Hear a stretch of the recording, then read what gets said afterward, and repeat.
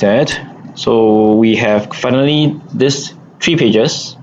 Okay, which I need to remind you guys is your 3 pages is just part of the project. You need to hand up on week 10 or week 11. Whenever you're ready, you can hand it up. So there's the homepage, which is your carousel, 3 banners, and the bottom widgets here, including the Google Embed Map. That's one page. Second page will be your products catalog page. Okay, so product catalog page will have the most interactivity. Homepage is just pure HTML and CSS, nothing else. No interactivity. Product page will have interactivity in terms of 2 things. By choosing the food category here, the item list here will change. By setting the minimum max price, you can filter. Hello, good evening. And by clicking the sorting widget here, you can sort the items. So we'll be playing around with getting data from somewhere and manipulating it in client side. 2 things we'll be using: handlebars and Defiant.js. Okay, and you'll be introduced to this thing called JSON. So that will be used to achieve the interactivity needed for the product catalog page. The final page you need for your project will be register. So in essence, what I'm asking for is a form. So 2 things we do. One is on the product, we getting data, we manipulate, we do search and query. On the other page we learn how to send data to a server. Okay. On week 10, next week or next week after, I will expose you all to WAMP and some PHP stuff. Very simple PHP database things. I'm not going in depth into how to design databases yet. Okay, but good enough for you all to send data into a table. Okay. So this is what so these are the 3 pages you need. The CSS, today I will cover the rest of CSS so that you can tidy up and maybe try to invent your own CSS style for your pages so that everyone looks a bit different. Okay, I don't everyone looks the same thing. Okay, then JavaScript will do 2 things: interactivity on the product page and some validation here and sending data on the form. Okay. So I think we go back to the CSS portion.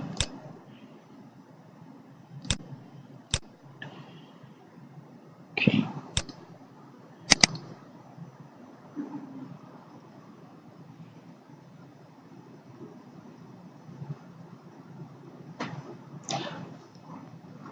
All right.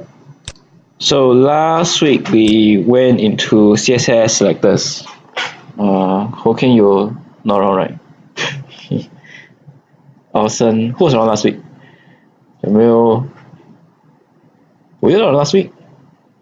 No, you're not around right last week. Yeah. You only have 2 persons this week. Yeah.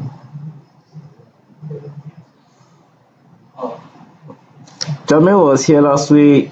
Luis, Ranga, and Vincent. So they went through CSS, HTML, and CSS. Yeah. Okay. So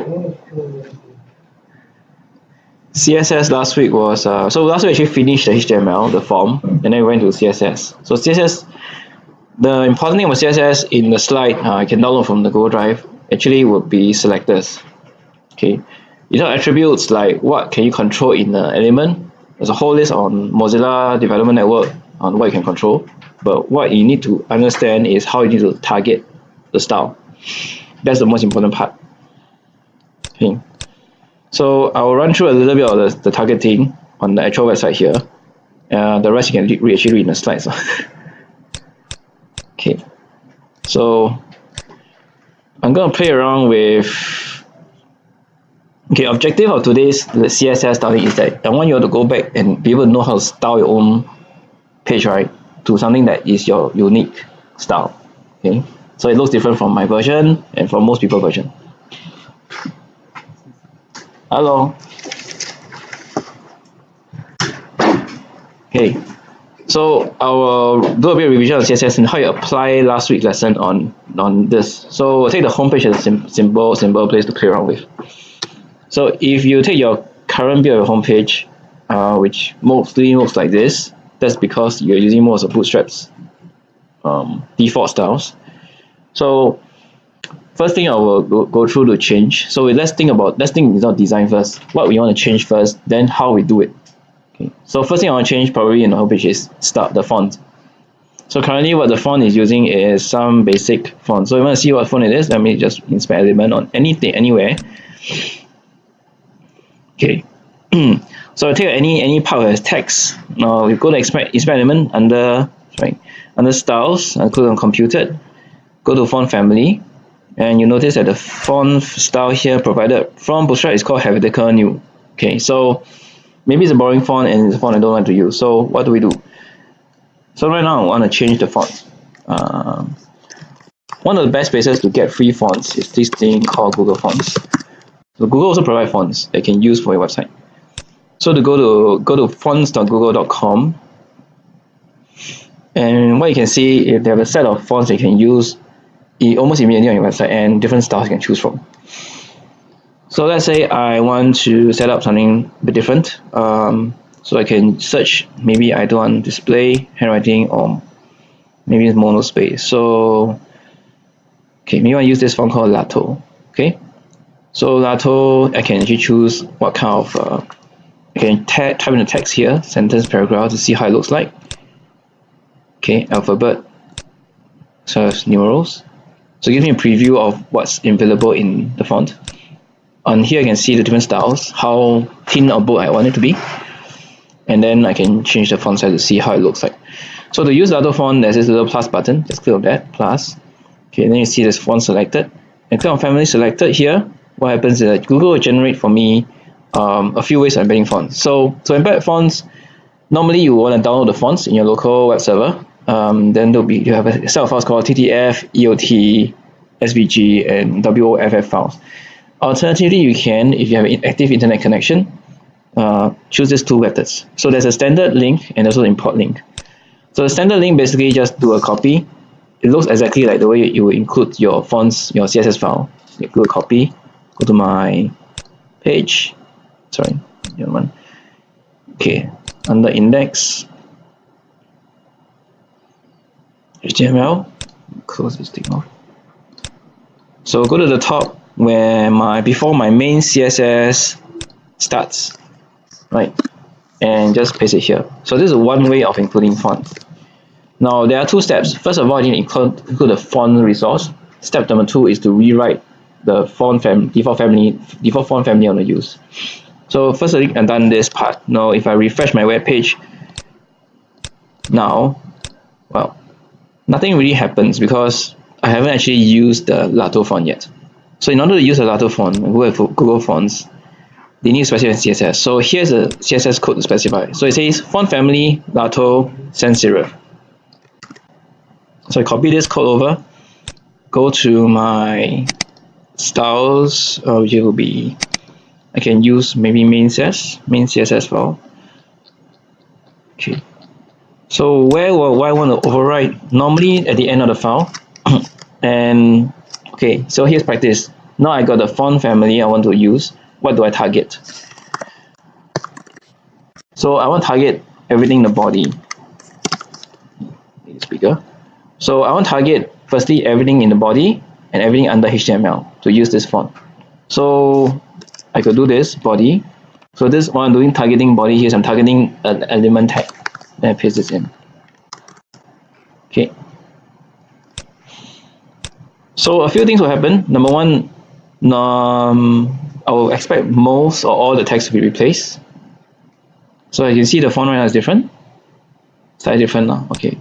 These are not obvious enough, right? I'll use something else more happening. Okay, let me use Roboto Slap. So these are tall tails, right? No, these are teeth and all that. Okay.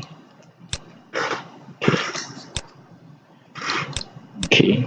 So copy this thing again. In the index, replace this. Okay, with a new font family. And then in the font family, I will take the second line. Okay.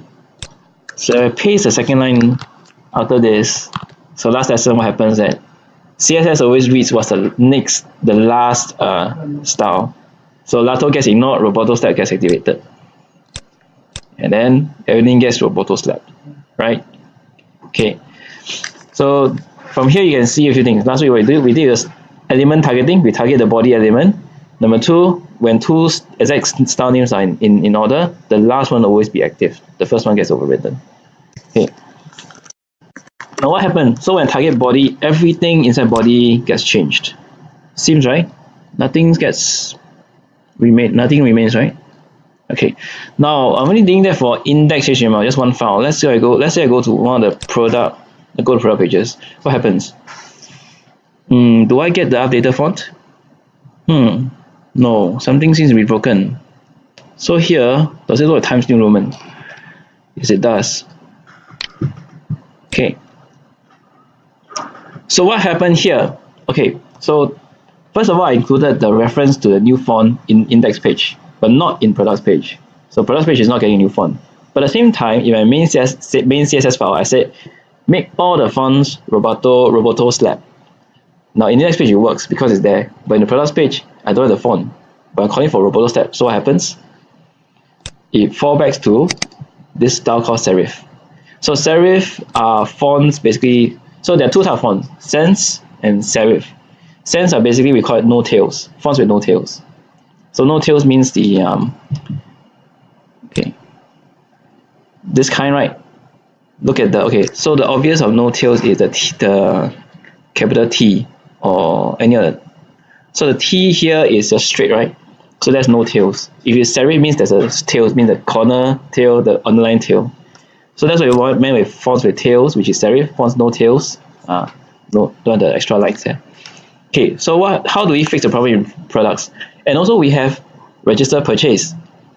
So solution number one, we can repeat this process by copying this thing over to products page and then register purchase page. Now that's okay if you've only a few files to copy. If you have a lot of HTML files, I don't think that's very efficient, right? Okay. So next one, we go to the second method of importing the files. So go back to, so I delete off that line. So I'll go back to my Google Fonts. So Google Fonts offer me two ways of including. Embed, right? There's a standard and an import. Okay, so import, what they offer me here is something I put inside the style tag, which I can put, they say, copy into the head of your HTML document. Now if you follow this instruction, you're not solving the problem by efficient. So what you want to do is that, there's one trick is that since all your files reference one CSS file, which is your main.cs file, all you need is include this part of the code, the add import onwards, copy it, put into your main CSS file. Where to put it? In the CSS. And probably the best place is after the Bootstrap one, because Bootstrap inside they have their own fonts. Okay, so once I include it in one file, the effect should be across all pages. So that makes your work shorter, right? So you don't need copy and paste, copy and paste. So this is how you should efficiently use the add import sign. So if all your files are referencing one CSS file, make the change in that CSS file, all your files will get the updates. Okay. So now I have new font in all the pages. So first thing done, I want to change the font. Okay, checkbox that one off. Number two, I want to change colors and borders on the top. Okay, so I don't like the navigation. I don't like the navigation. It's in this light gray white color background. Okay, and I want, so I have to have something in my mind that says what color do I want for my navigation bar. So let's say I want to have it as an inverse display. So inverse means I want light on dark. So maybe I want the background up there to be a certain kind of gray, and then the text to be in white color. So there's a very easy way to play around with this without editing the CSS, refreshing the page. One is to use an inspector and then choose. So after a while, you get a hang of what to choose. Okay, so as I highlight the element, it actually highlights what stuff am I choosing. So I don't touch the body below. Okay, this is the area I don't want to touch, but I want to touch the nav bar default. So click on that. I go to the right tab, the left tab, right tab, then go to styles. Then I can see, okay, what is actually creating all the colors there. For For example, nav by default has this thing called background color F8, F8, F8. It's a very light gray and white color scheme. If I uncheck the box, it turns out the color. So I probably know this is the class I want to override in my custom CSS. Now, what color should I use? As new coders, you probably don't know what hex code to play around with. So instead of clicking on the code, click on the color box here in Chrome. Chrome conveniently gives you a color picker. So I want something that's gray, so I just choose a hue. Okay, maybe I want something like this. Okay, once I'm done, they will generate a hex color code for me here. Okay, not done yet. Now I click outside. Now I want this color. So the border color, maybe I want it to be full black. Okay. Next thing, I want the text color to be lighter white. So I don't change anything here. So now, if whatever I'm doing now, if I were to refresh the page, whatever I just done in the inspector here will be lost. So don't refresh it. Okay, be patient. Go down to the individual elements here. So I'm trying to change the font color. And what is the attribute to modify? Color. So next thing is you go and hunt down all the different tags here. Okay. So header, button type. Okay, so first one, paste. So paste here has a color, then you modify. Okay. So I change it to white. Okay. And then the individual elements here in the nav bar. Now, as I'm making the changes to the colors, it's probably a good idea to have in your head what you modify, so later you can copy and paste into your actual CSS. So here, the individual links, they have a color. Change that to white also. Okay. So now it looks like this is more or less what I want for the top. Okay. And so don't touch anything. Go back to here, copy and paste this. So you can actually use your cursor and drag and highlight, and then Ctrl+C copy. Now go back to my main CSS file. Okay. After body, paste this one in. Don't save. I can save it, of course. Or don't save it yet, because your code will reload. Okay. Then go to the next one, which I modified, which is the header here. This one. Now when copying, remember to copy whatever is in front. So most of the time it's very easy to miss out the dot in front, right? The dot is a targeting for the class. So make sure you copy that. If you don't copy that, it will probably not work at all. Okay. And then the third item I change is the links. So click on link here. Paste. Now by doing this method, it will work for SAS or your non-SAS CSS methods, because we're not actually using SAS techniques yet. We're just copying the style across. So click on save, refresh the page. Okay, so all those temporary changes are discarded. My actual changes are there. So this is how you would customize. The best way I think is to customize your CSS when you have something up there. To use a combination of the inspector tool, the web developer tools, modify the thing styles, and then copy it into your main.css file. Okay. So we're done fonts, we're done colors. Okay. So next thing, buttons. So maybe I don't like the Bootstrap default blue button. Okay, maybe I think my corporate color for this website is gray and maroon. Okay, so I want my buttons to be a very strong maroon color. So same thing, go to my inspect element. Okay. So once I chose the button, it's there. Now time to find out where the background color comes from.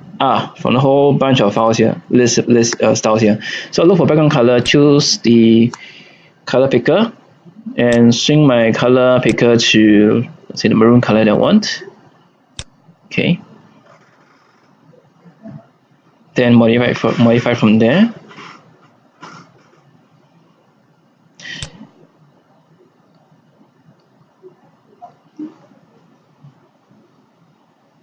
Border color, maybe I'll use something like a darker maroon.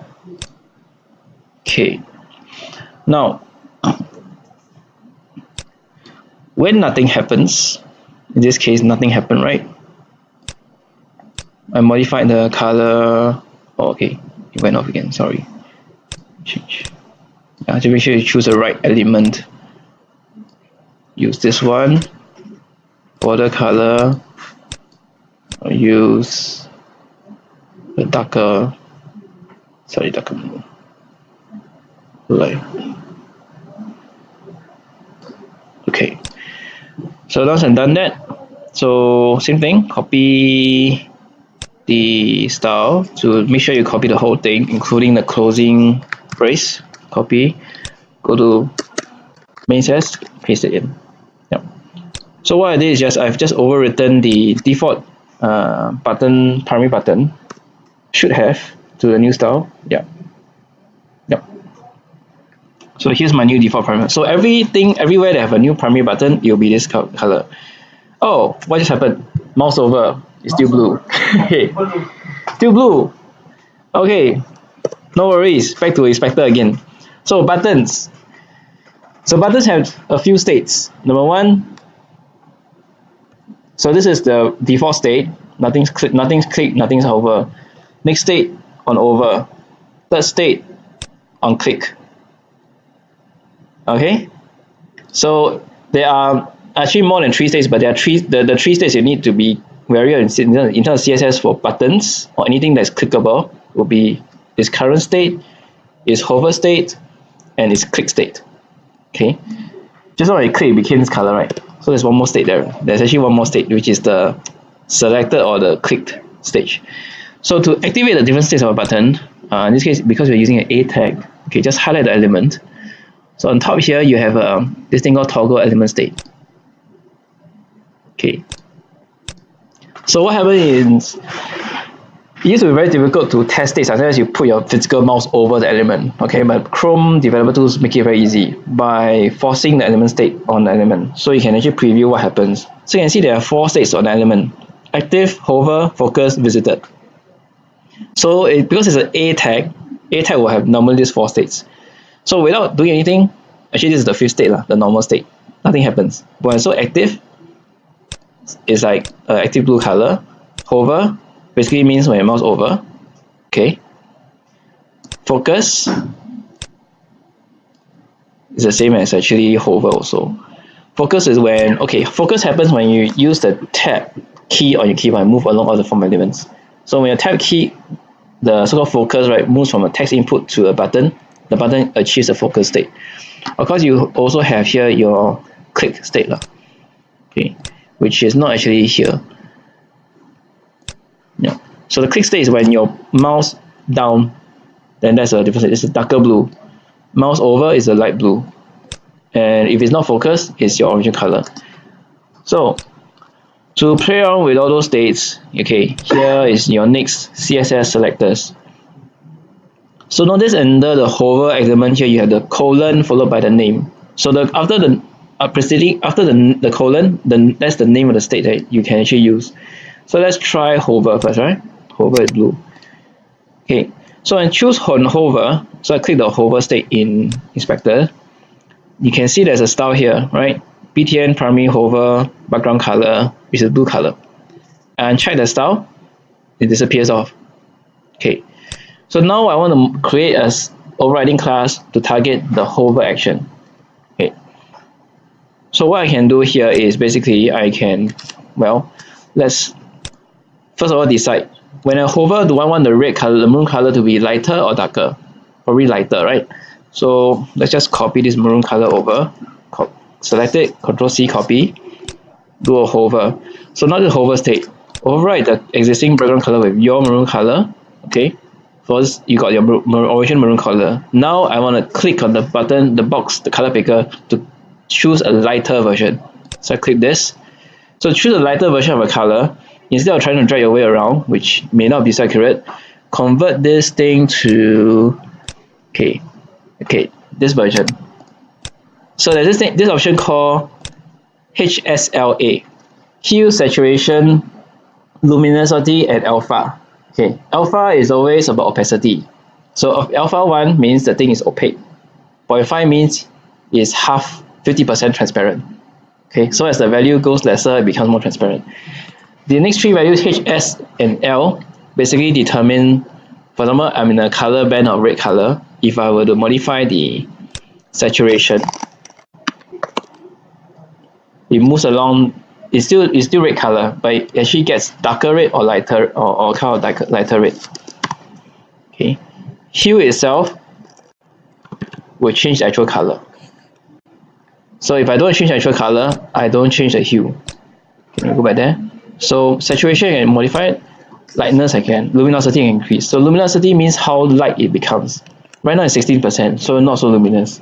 If I try a 5, so luminosity means the higher the value, the percentage, the brighter it is.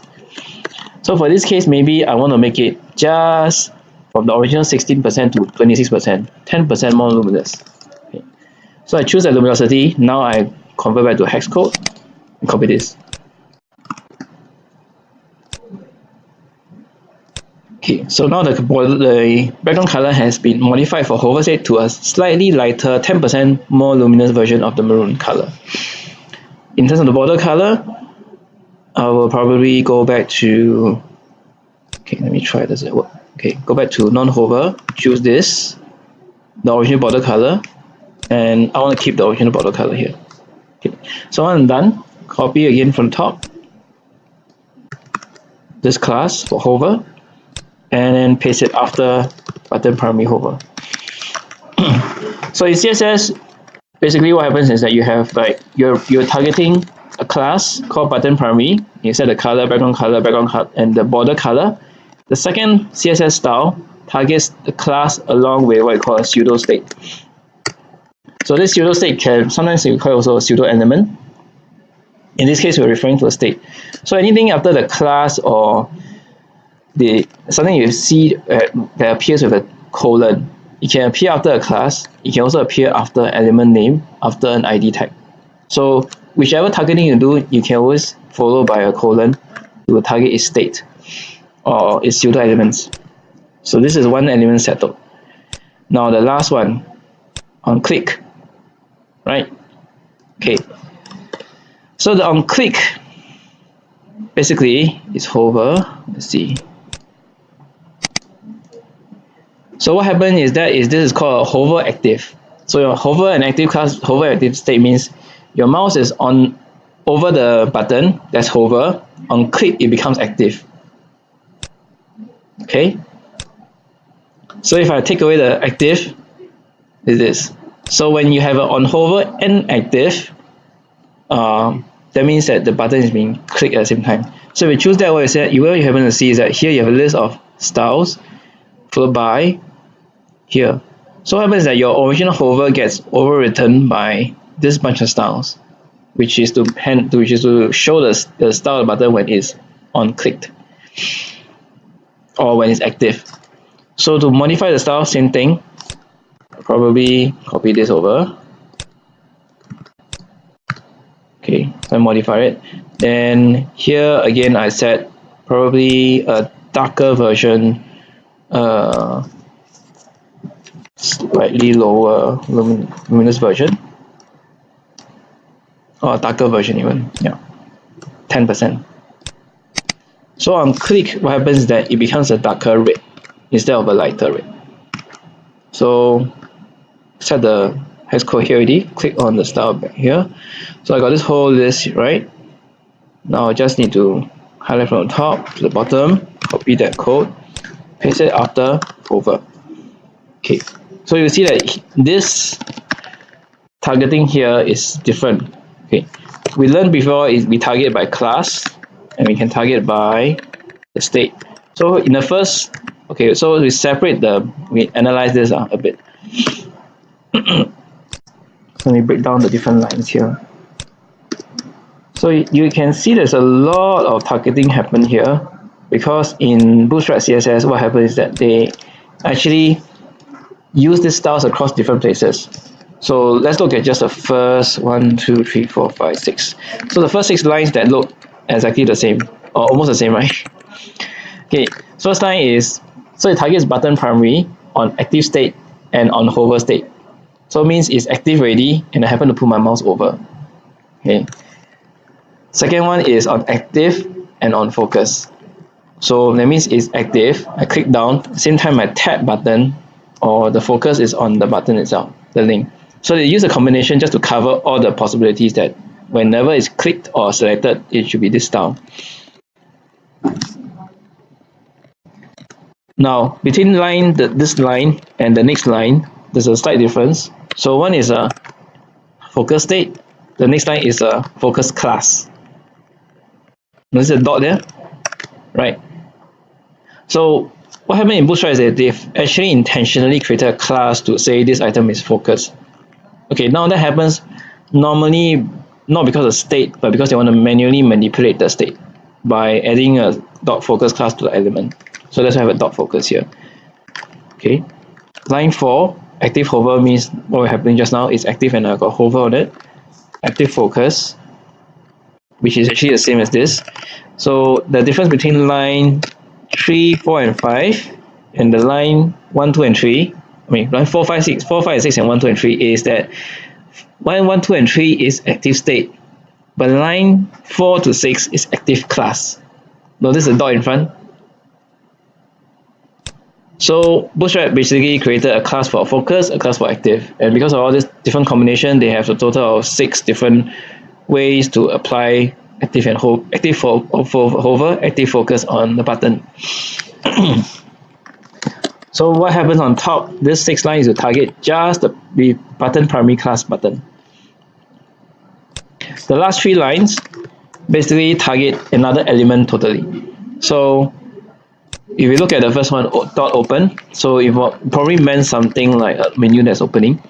So there's a more than sign. So the more than sign basically means the first immediate child element of the first target.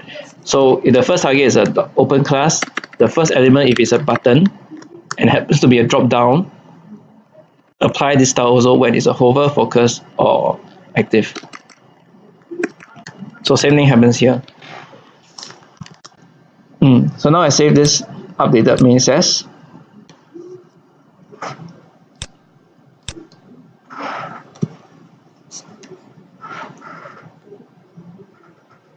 So right now, if I should refresh the page, normal state is maroon, hover light maroon, click dark maroon. So all the states have been covered. Mostly all the states are covered. Okay. Now I notice one more thing, right? Okay. So there is one more quirk that's happening here.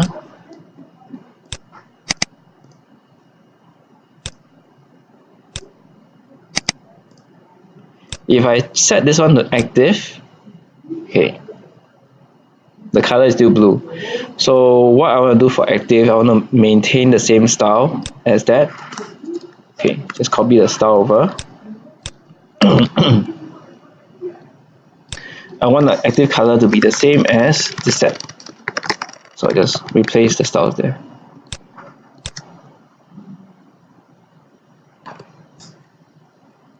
Okay. Yeah. So now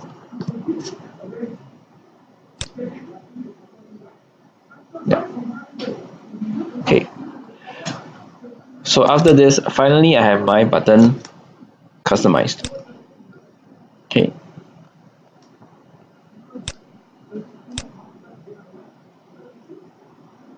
So notice when I go to products page, my button here is also updated, same as the button here.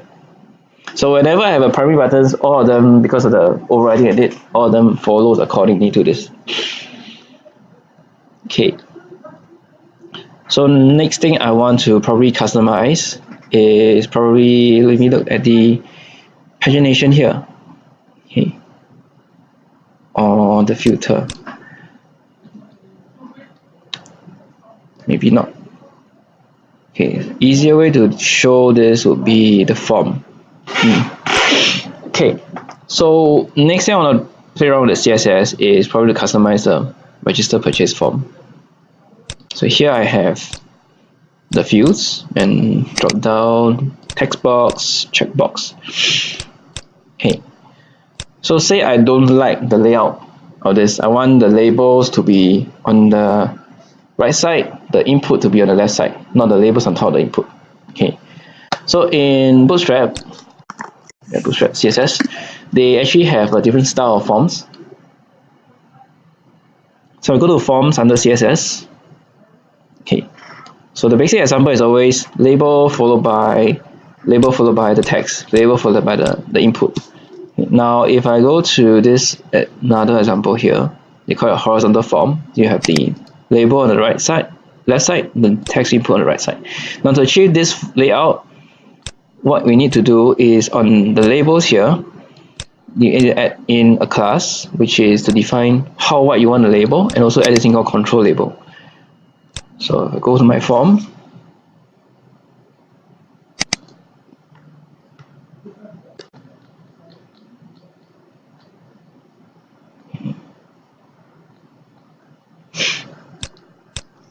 so right now my labels here, basically they don't really have, let's say,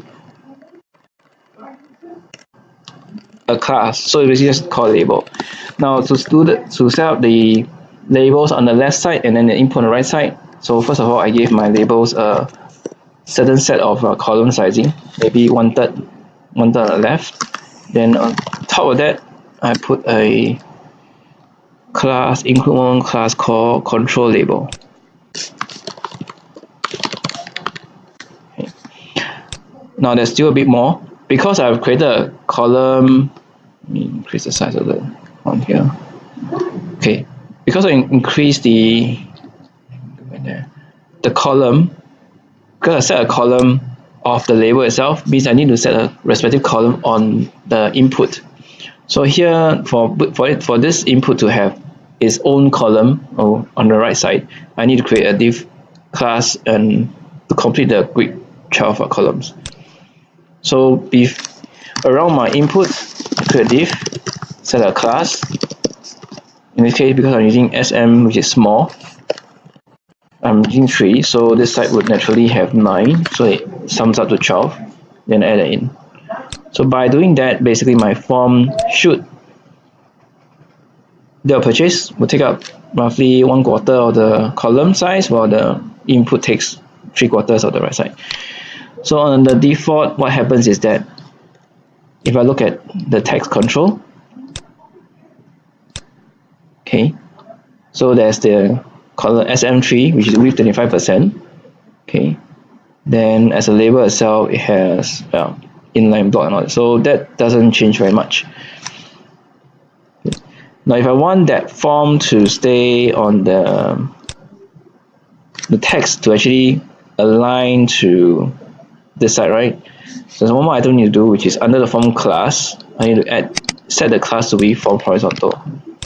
So go back to form, look for my form tag, add in the class, name it form horizontal. So by calling form horizontal, basically the whole form gets one style, and some of the elements, because of that styling and the form tag, the control label gets activated. So naturally all the elements will be, the labels will be text aligned right side, closer to the input box. So following that style, I can probably do that the same for all the rest of the elements.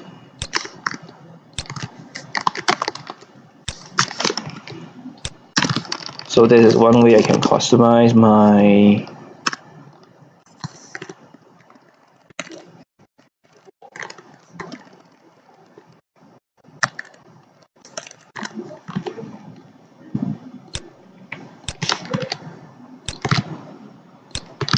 just do it for the whole chunk of it.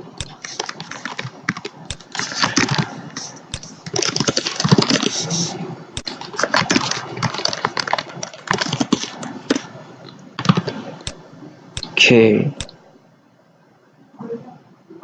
Yep. So now the inside of form here all gets text. The label gets text right aligned, and then the field gets small space. So now it's interesting. I can actually start to maybe play around with sizing. So for example, date of purchase, I don't need that long to store date, so I can shorten it. Select retailer, well, maybe I can keep it that way. Name, probably not that long unless you're from Nepal. Email, also not that long. So maybe I want to have some sizing. So date of purchase, I want it to be about 1/3 the current sizing here. Select retailer, I'll keep it to maybe make it a bit shorter, like 3/4. Name, about half. Email, half. So to do that sizing, because I'm using this SM9, right? So either it can be very lazy and set up a little quick approximation. So for the date of purchase, because I want 1/3 only, so out of 9 I make it SM3. For retailer, I want it to be half or about there, I put it 5. For the name, 4, and for the email, probably 4 also.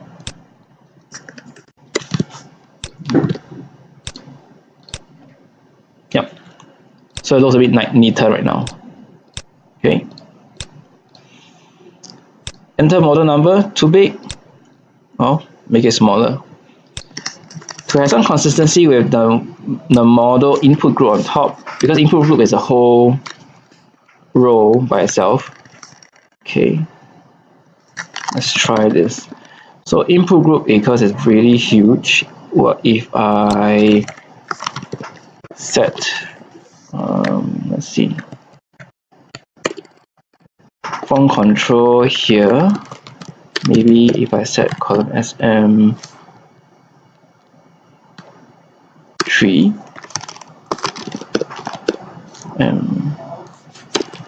Okay, so let's see what happens if I set this font control to be shorter.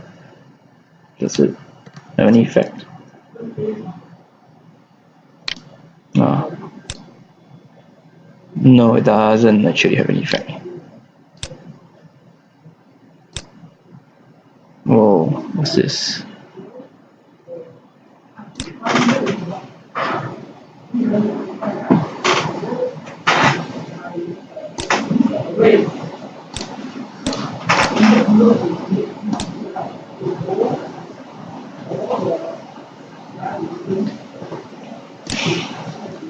Okay, now let's try to do this. So if I want to have a smaller area, smaller length for this, let's look at the CSS bootstrap and what do they have.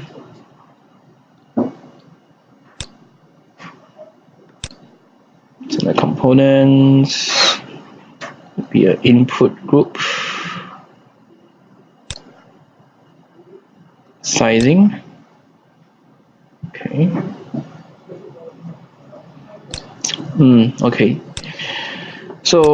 So what happens in Bootstrap for them when they put this input groups, actually is always 100% of the parent container. So in order to control sizing, I need to control the parent.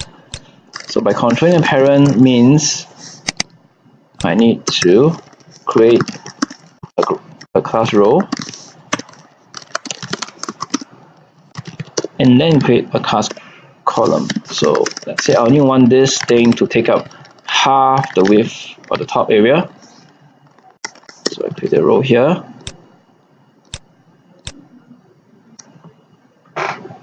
Yeah, then that's about half. Same thing, because I have the labels, so within a half area, maybe I want to have a label called model, and this one will take the rest of the sizing or the width. Okay, no, still be off. Well, that's because my parent here is half the width. Yeah. So I will just give it full. Yeah, so more or less like that. And probably I can do the same thing for here.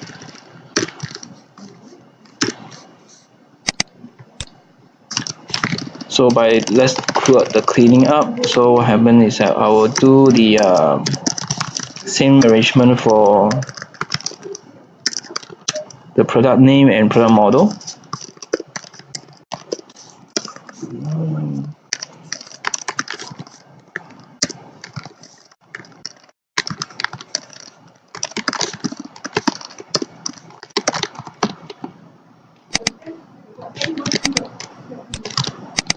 Okay, so let me take out the text there. So it's meant to be populated somehow later by the form. Yeah, more or less there. Submit button is off.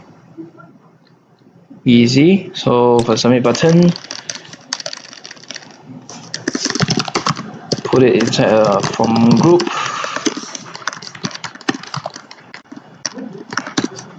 Create a column. This time I put it as 4, but I also want to offset it by 3. So I force it to align with the buttons.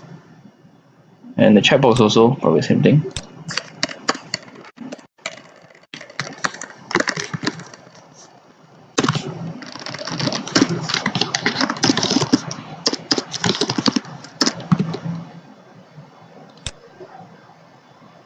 Yep.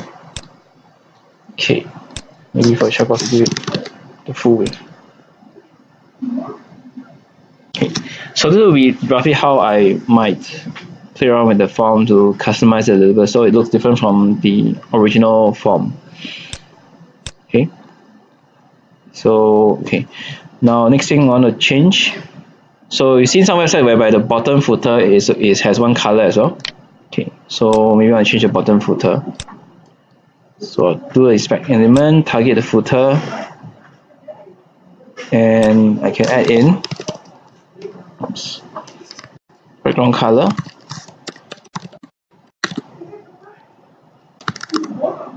So let's say I want a darker color here, and then for the colors in the text, white. Okay. Okay, so now you see something different.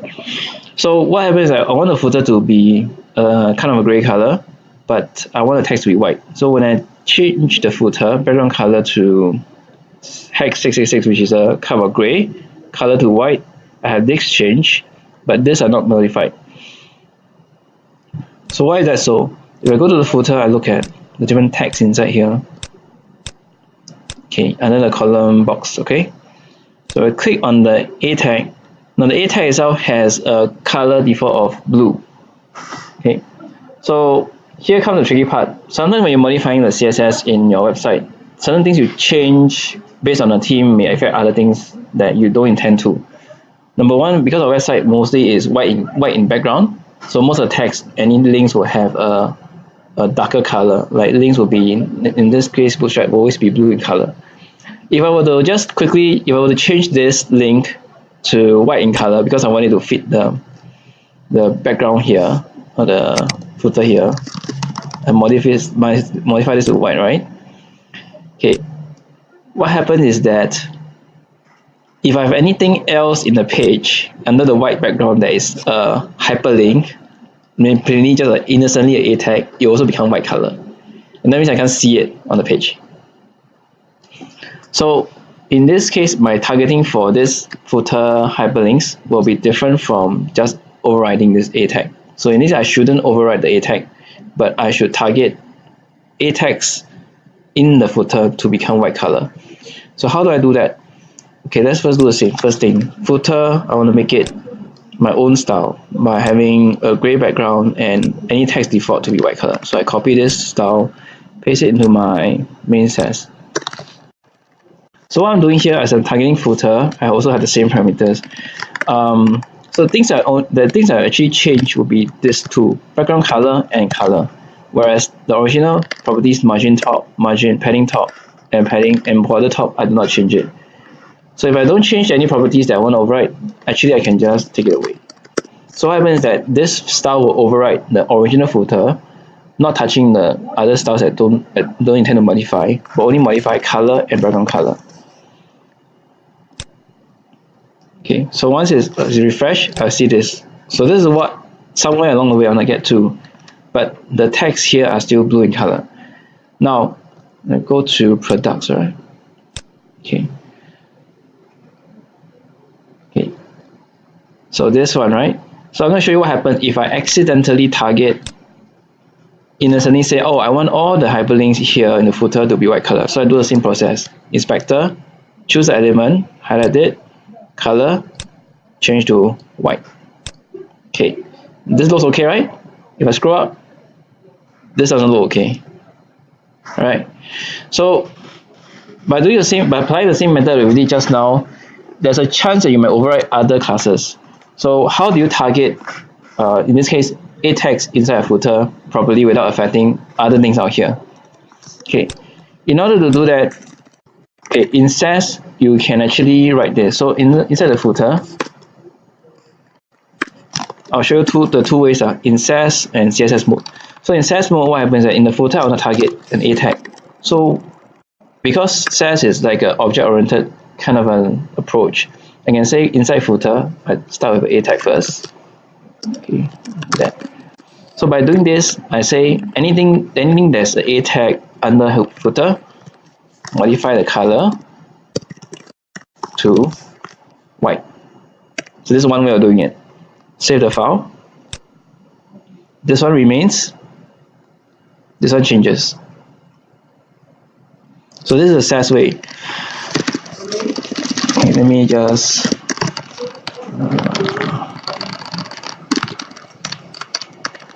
comment off this.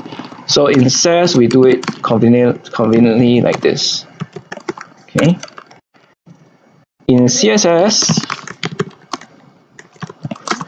it will be a little bit different. So the first part, footer overriding, still the same, no difference. But in CSS, it's not allowed that you have child targeting under another class. So what you do is do footer space A and then set the color. So in the SAS way of doing things is that you naturally embed your child targets under the main class. Okay, but when it actually compiles, it will look like this. So it's actually two different rules. The first rule is saying footer, update color to white, background color gray. The second rule says any A tag in the footer class, modify the color to white color. And the same result is achieved. Okay. So this is how you do your targeting in CSS. How you target sub-elements under a class, can be under class, under ID or element name. So these rules apply. Now, if I recall, if I were to do the more than equal sign, so what I'm saying is that in this rule is I'm saying the immediate child of a footer, which is a tag, change it to white color. So what do you think will happen? Do you think the hyperlink will become white or it become blue again? So there are two rules. One version of the rule is without the more than equal sign, just a space. That means any A tag under footer, white color. This rule means the immediate descendant of the footer class, which is an A tag, white color. So do you think it will change? It will remain blue.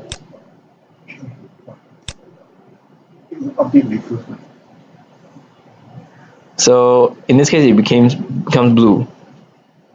So okay, why does it stay as blue color? Number one, the rule doesn't apply to these elements. So why does this rule apply to all the elements here, which are A tags in the footer class? So we look at the inspect element. If we look at the A tag, so the A tag is not an immediate descendant of the footer class element. Between the footer class to the A tag, you have container fluid, you have row, you have column MD4, you have column box, and then the A tag. And because it's not a direct descendant, so that more than equal sign is to mean a direct descendant of this selector. Because it's not direct descendant, this class doesn't apply. However, okay, so however, if I will go to my product page, I will insert under the footer, okay, an A tag. So I know it doesn't go anywhere yet.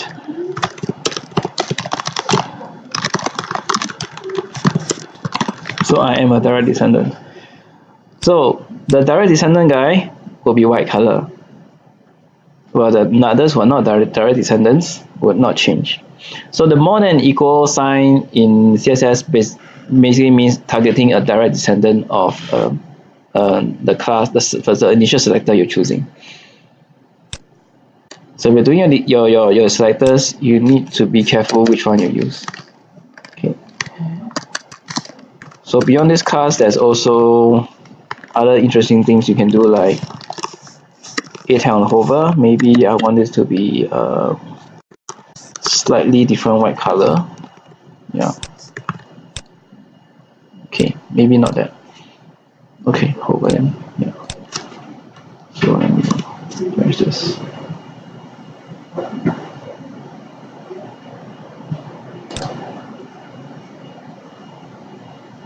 Can't really see the color, right? Okay. Choose a different color. Okay. Yep. So notice the color rule applies also to the direct descendant. So if you say under this class I want to target all this particular element based on the selector rule, if I'm using a space, it's like choose everything.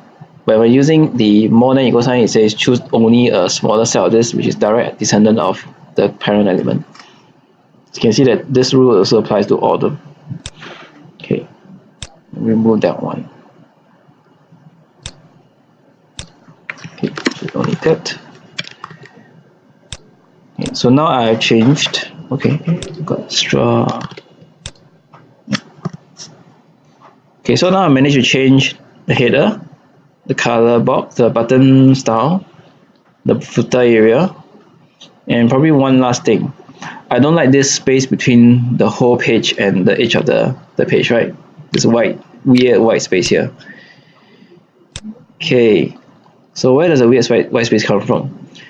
So under the main area container fluid, there's this margin padding left, padding right, 15%, right? Okay. Okay, normally this appears because of the padding that Bootstrap puts in. So if I were to remove it, like simulation, take away this thing, right? What happens is that, oh, now I got edge to edge, right? But my elements get edge to edge also. Okay. So how should I handle this? First of all, my header gets edge to edge too. So let me take a look at the class. So when I take away padding left and right, it actually disables globally all the container fluid padding left and right class. And so it affects everything up there.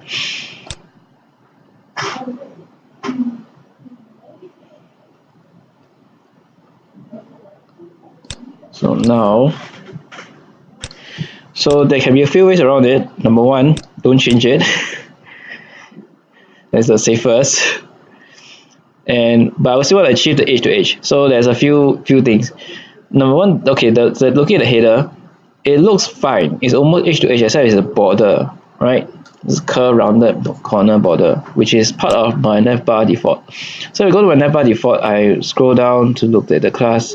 They actually have this border radius 4 pixel, and if I uncheck that, you get the edge to edge now. Okay, so maybe I don't want to have the border radius in the navbar. Okay, so next thing is my footer. I want the footer to spread from edge to edge. So look at the footer class. The footer class is inside the container fluid, okay, which is part of my body. So I go to the footer class itself. Let's see what can I modify. Now the footer class itself has padding left and right 0. Okay, if I uncheck that, notice it moves in. So that means there was actually a original footer padding, 15 pixel left and right. Okay, what if I were to take the container fluid then, and then take away the left and right here? But it must be only for this main container fluid. So we'll do a few interesting things. First of all, I'm gonna reduce the border radius in the navbar. Okay, so copy the same thing also. Change to main says, okay, radius put to 0. Okay, now it starts complaining, right? What is this thing called media query?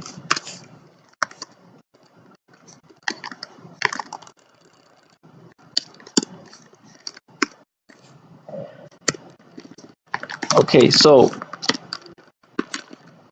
media query basically is a CSS rule that allows you to say activate the rules when certain conditions are in place.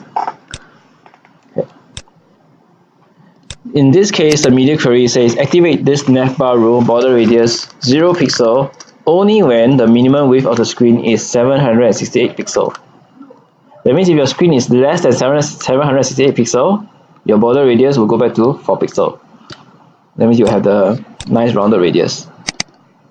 So let's try to test that. So I squeeze it down, confirm this is less than 780.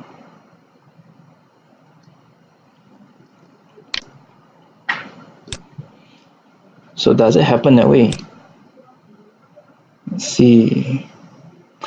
So I go to inspect element, take a look at navbar. It seems that navbar by default doesn't have any border radius. That means only when it's bigger than 768, then you have this 4% power pixel radius. Yeah. But for our case, we don't want a radius, so we just override it here. Next thing I want to change is I want to change the footer. So the original footer has padding left and right 0. I want it to have the padding because I want the side to spread out, which is your main container. So what happens is that in here I can say override the container fluid, saying padding left 0, padding right 0. Oh, by the way, if you're keying 0, two values are acceptable, 0 by itself or 0 with the measurement unit. PX. If you don't have PX, it still works, as long as 0.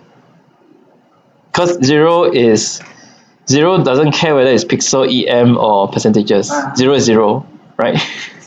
So yeah, okay, so that's 0. Then for footer, because it has the original padding of 15 pixel, so padding left 15 pixel, padding right 15 pixel. Okay. Yes, my footer is edge to edge, and my main container is also edge to edge. Probably not this one. So navbar header.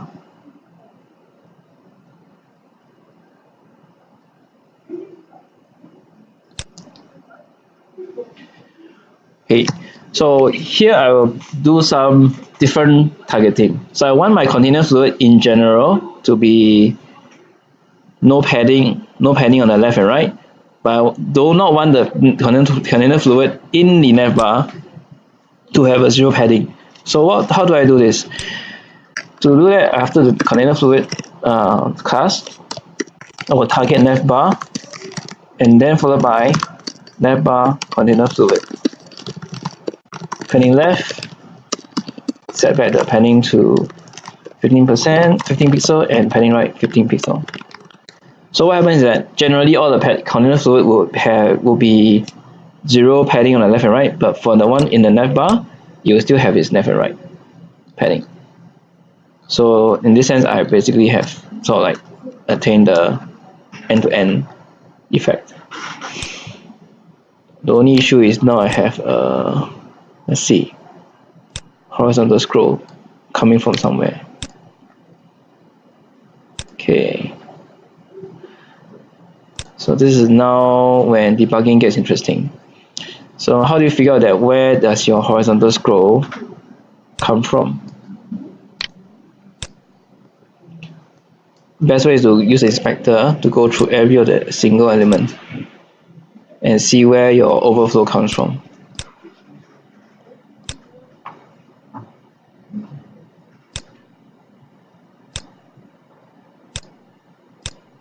Okay, so check out.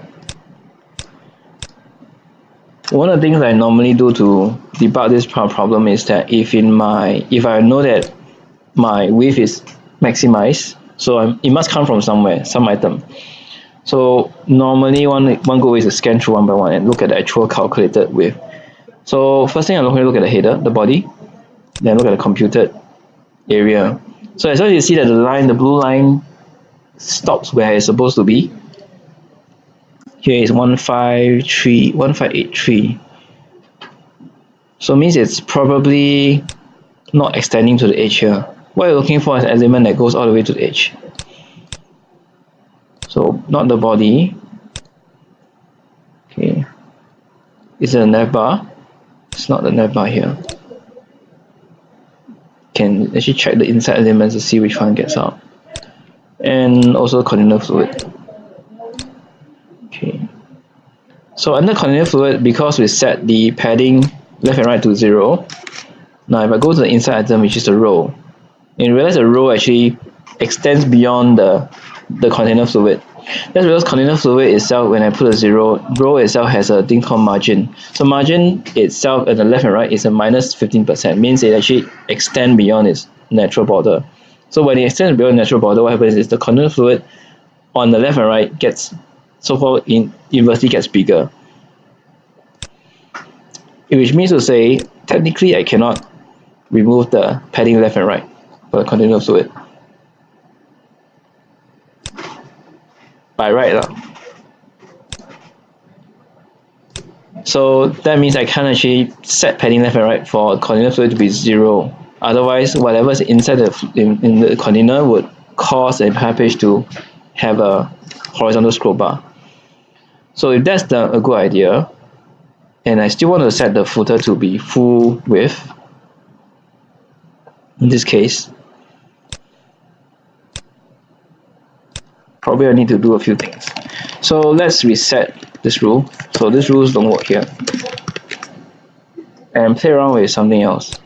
So because if the container fluid is the part that creates the padding on the left and right, what if I take out the footer and put it outside the container fluid? So now the footer is not inside with part of the container fluid, yet it's the page.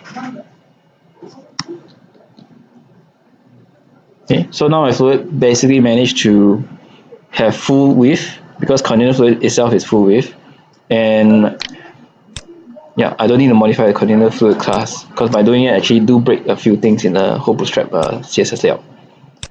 So this is actually the better solution to customizing this footer and the whole page. So if you look at the main page element, there's the bar, the main area in the center, and then the footer. So in this way, we have 3 distinct elements, which actually does make more sense in organizing the pages. So if this one works for products, maybe I can just do the same thing for the home page and the registered product page, simply by moving the footer outside.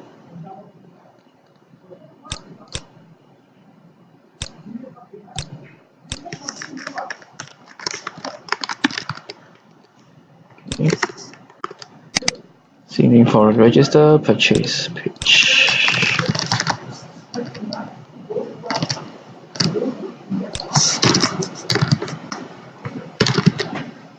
Okay.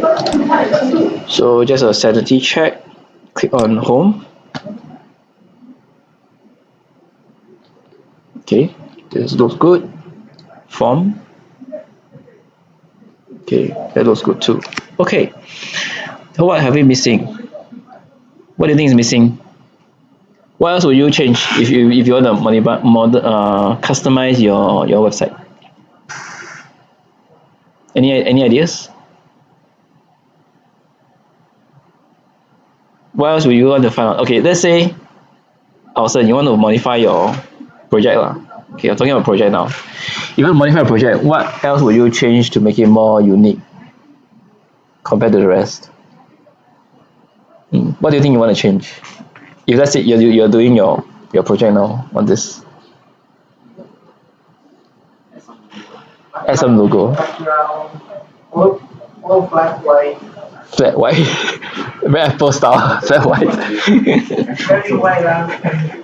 Flat icon. There are websites where the main advertisement which take up the most space, right? Yeah. Actually will have a script to actually just. Carousel. I'm not sure. Carousel, okay. Okay. So Elson, you want to add logo, right? Video.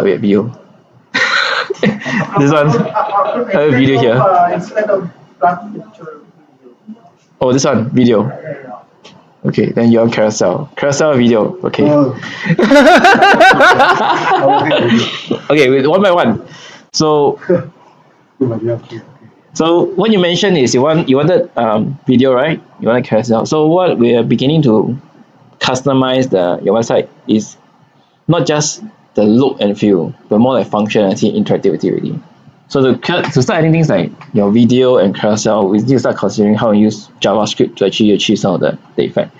The simplest way of adding video into any website is to one of the ways to go to YouTube, copy the embed code, and just paste it in. Now there's a very practical purpose why you want to go to YouTube to copy embed code rather than link it to your own video on your website. Number one is streaming. So yeah, streaming server. So if you were to, of course it's very natural to say if I put a video on my website, upload the MP4 file on the server and then let people view it, it works. Yes, number one, it works. Number two, some browsers may not work because they don't have the decoder to view MP4 files, especially older browsers. And that's why they have Flash instead. So MP4 is actually compatible for the very modern browsers like Chrome, Firefox, Safari, no problem. But for some of the older IEs, they can't read MP4 streaming from the web. So you may have an issue. Next thing, number two, is bandwidth. So if you go the regular kind of $100 or $5 a month hosting shared sites, right? Normally they have a limited bandwidth that they give you. So if your video MP4 happens to be a full HD video, yep. So when someone downloads the video, it will take out the bandwidth from the server, for your hosting, and then suddenly before your year comes to the end, right? Your hosting will tell you you run out of bandwidth because of the video. So that's not a very good idea to put video, and also it's slow. The video download speed totally depends, 100% depends on your web server's download stream speed. So your web server is only able to stream speeds of, let's say, 1 megabit per second, which is actually 116 megabyte per second, right? About that megabit. So 16 megabit. That's 160K. Your video won't run so smoothly. So if you're streaming a full HD video, which actually requires a speed of 250 kilobits per second, and your server only supports half of that, so imagine a person will be like, okay, view 1 second, stop, and it's downloading. Okay, continue. So you feel very jittery, like I can't really enjoy the video because it's stopping every few seconds. Yeah. So that's the reason why you don't usually put MP4 video on your server unless it's very small, like a 480p or 360p video. Okay, normally those are okay. But if you put like a full HD and you want a very big screen, you put on YouTube. So YouTube will solve two problems. One, regardless of what browser viewing it, you can still play. Because there's a technology behind YouTube that will stream in Flash. You'll detect what browser you have, stream in Flash or stream in MP4. Number two, YouTube streaming speed is way faster than any of your shared hosting servers. So you can even choose, you want HD quality, 360p, 480p, 720p, whatever quality you want. So the effective speed is much better and you don't consume your website's bandwidth. Okay. So you don't kill your website bandwidth. So that's why you probably want to use YouTube embeds. But along with YouTube embeds, you also have one more challenge. YouTube embeds are not responsive. So I'm going to show you now a YouTube embed on the front, okay? So I'm going to use the vanilla YouTube embed, and then I'll show you what happens in the desktop and then in responsive. Then I will recommend you some JavaScript jQuery components you can use for your YouTube embeds that make it responsive. So first thing you need to do, find a YouTube video. Anybody got suggestions? Sorry, I have a lot of cartoons here because my kids keep watching my YouTube channel. Okay, maybe Pokemon. What the heck? Because my kids love to watch Pokemon on my phone. That's why my YouTube channel has a lot of Pokemon videos and cartoons. Can you play the stupid ad? Now, one of the disadvantages for using YouTube embeds is that YouTube would generally throw in related videos also sometimes advertisements. Okay, but there are ways to get around advertisements which should never appear on your website. Okay, so before I go to 13 Pokemons that actually exist in real life, so we have some interesting features. YouTube Player includes the play, pause, as well as volume options that exist in most media players. I'll show you the vanilla media embed code, which will have some of these features. It also includes one thing that doesn't exist in all vanilla players, which is a scrubber. Scrubber basically means this. Look at this thing. So the scrubbing, what do we do? What we mean by scrubbing means you click and drag the current play frame to skip to the actual frame you want. So YouTube Player actually includes the functionality to do the scrubbing, which appears in most vanilla media embed code. But one more thing it has that your vanilla embed doesn't have, which is these little thumbnails. The thumbnails are generated from YouTube API. So that's one of the cool things YouTube provides. Also includes a timer. So you can see what time of the video you're at. So the time sequence. Other things that YouTube has is called subtitles and closed captions.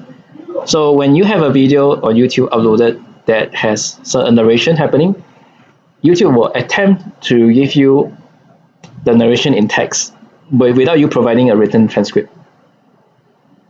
Okay, which also happens to have some funny jokes out of this. Some funny things will happen if you do this. I'll show you. So do not spread this video around because it's not good for your political health in Singapore. Let's see. I think it's Workers' Party. When was the last election? 2016, right? Okay. So this was a joke on the internet in 2016. So all the political parties started using YouTube, Facebook to reach out to the younger people, right? So they started YouTube whereby they have Worker Party SG. So they uploaded their speeches, things they want to say on YouTube. So number one, they could go down to a rally, talk to a lot of people. You hear the message, right? Number two, they also put on YouTube. So you can go on YouTube and listen to the message if you like to and tell others about it. And then they have, let's see, Workers' Party. Is this Workers' Party? Yes. Okay. So one of the videos was by this guy who went out to talk about what his aspirations of being a political candidate in Workers' Party is like and what he would do for Singaporeans. It became a joke because when you turn on the closed captions, YouTube trying to decipher what he's saying and put in text. Different. Yeah, different. Yeah. Because number one, he doesn't speak in Queen's English or American English. It's very Singlish. So it turns out to be a bit of a joke. Yeah. Okay, if I can find it in the next clip, I'll show it. If I can't, then forget it. You can hunt over it yourselves. Maybe taking it down because it was quite embarrassing. Okay, so if I turn on CC here, closed captions, yep.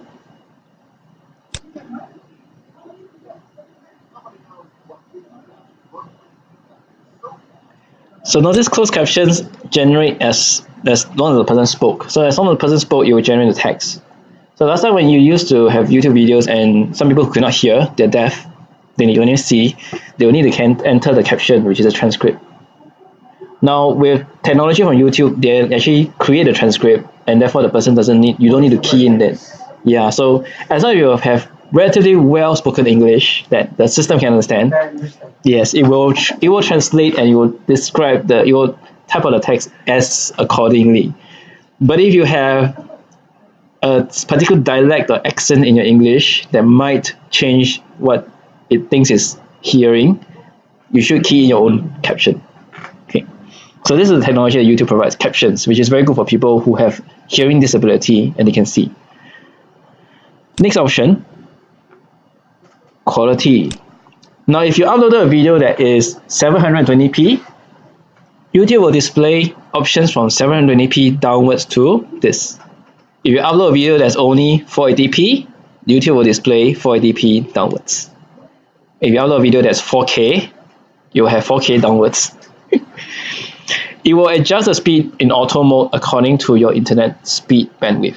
If you have a fast internet connection that to them deems a fast better quality experience of viewing, they will give you the highest quality possible. If not, they give us the one that fits your internet speed. So if someone's viewing on a 256 kbs, the ADSL kind of thing, it'll be different versus someone's on a fiber 100 megabit per second, gigabit per second speed. Okay. Other features in YouTube will be the full screen mode. So that's also available in the native video embed. So now I'm going to embed this video onto my website. So to start embedding, you'll probably guess that it's under this thing called share. Yeah. So share, you can share the link or embed. So embed, if I were to click on show more, so it gives you this text, this code that is basically what you identify in HTML iframe, and there's a fixed width and height. So this is the problem with YouTube embeds. It's not responsive because it must come with a fixed width and height. If I have a width of 560 pixel and I try to view this on the phone, it will probably extend my only part of the video. Yeah.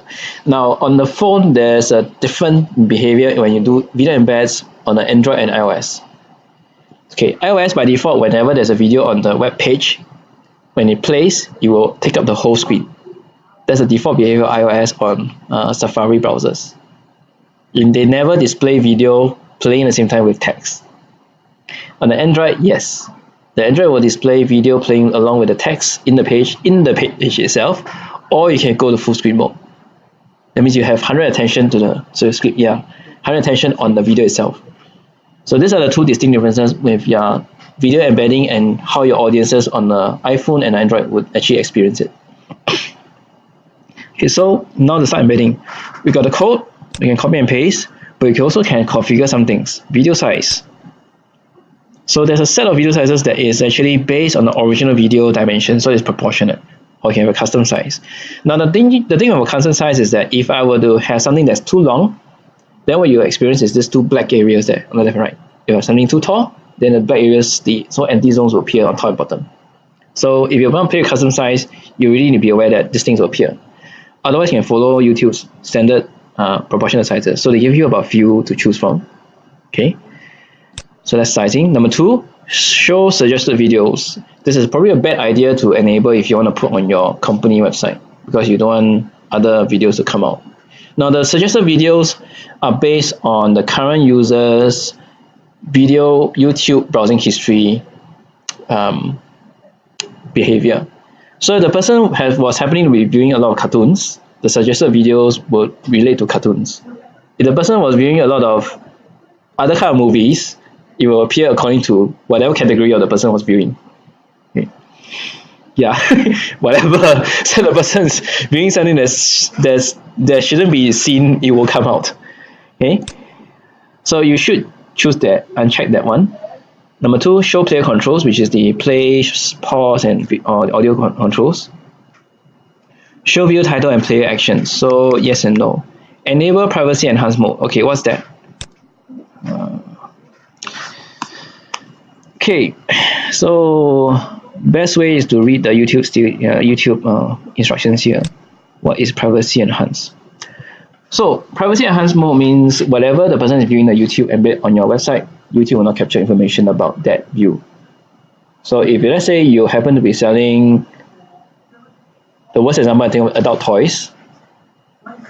So if let's say you're having selling adult toys and your video is about an adult toy, you probably want to turn on enhanced privacy enhanced mode because you don't want the person to have adult toys turning up on his YouTube history later on.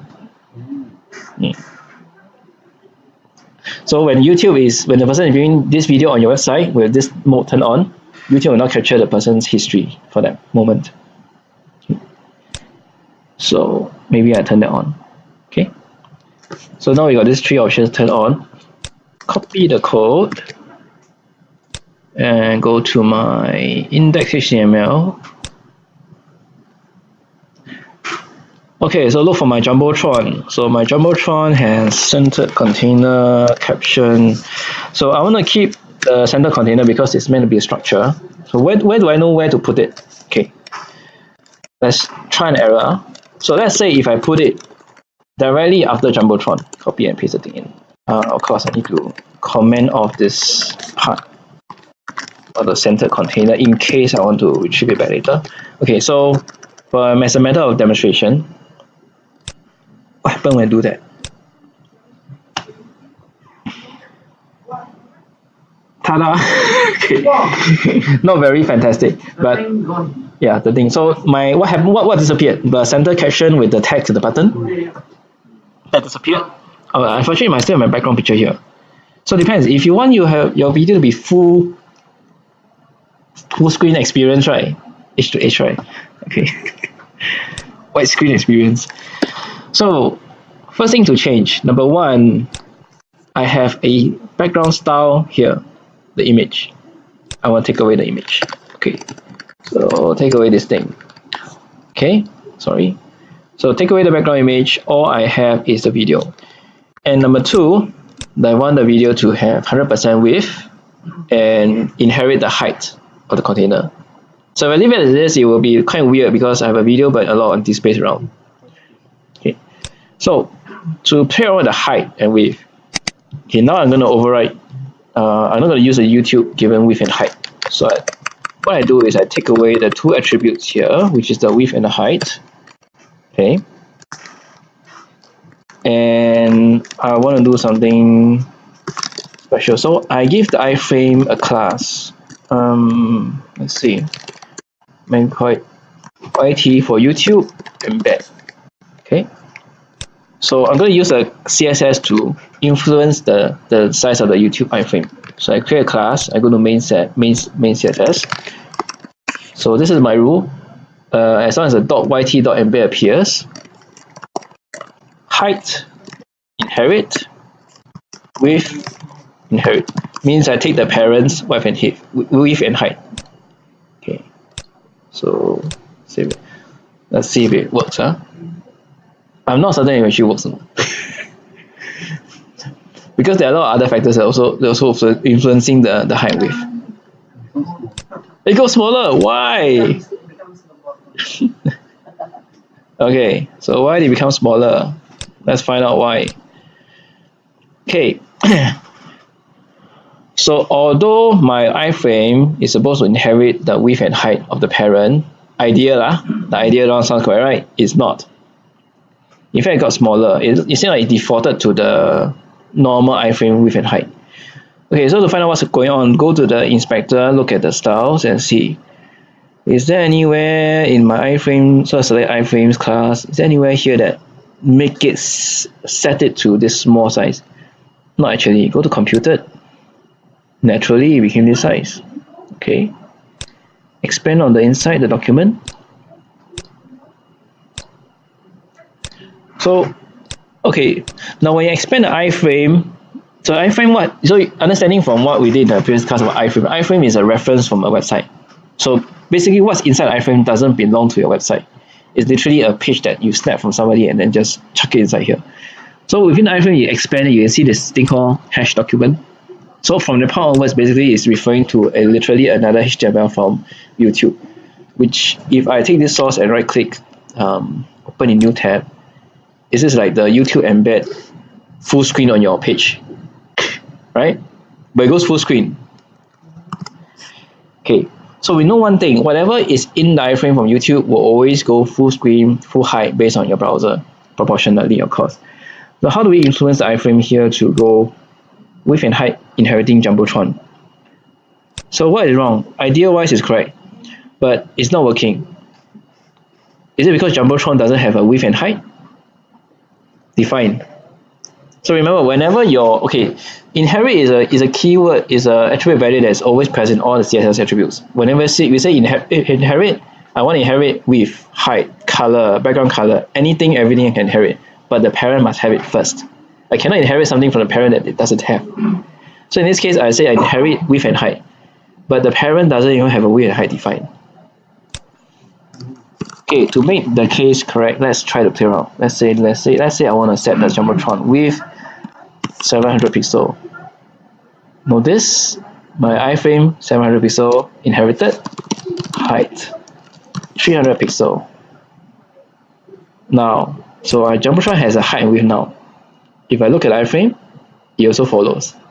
So whatever I inherit, although the idea is correct, my parent element must have the width and height as well. So Jumbotron doesn't have. Why?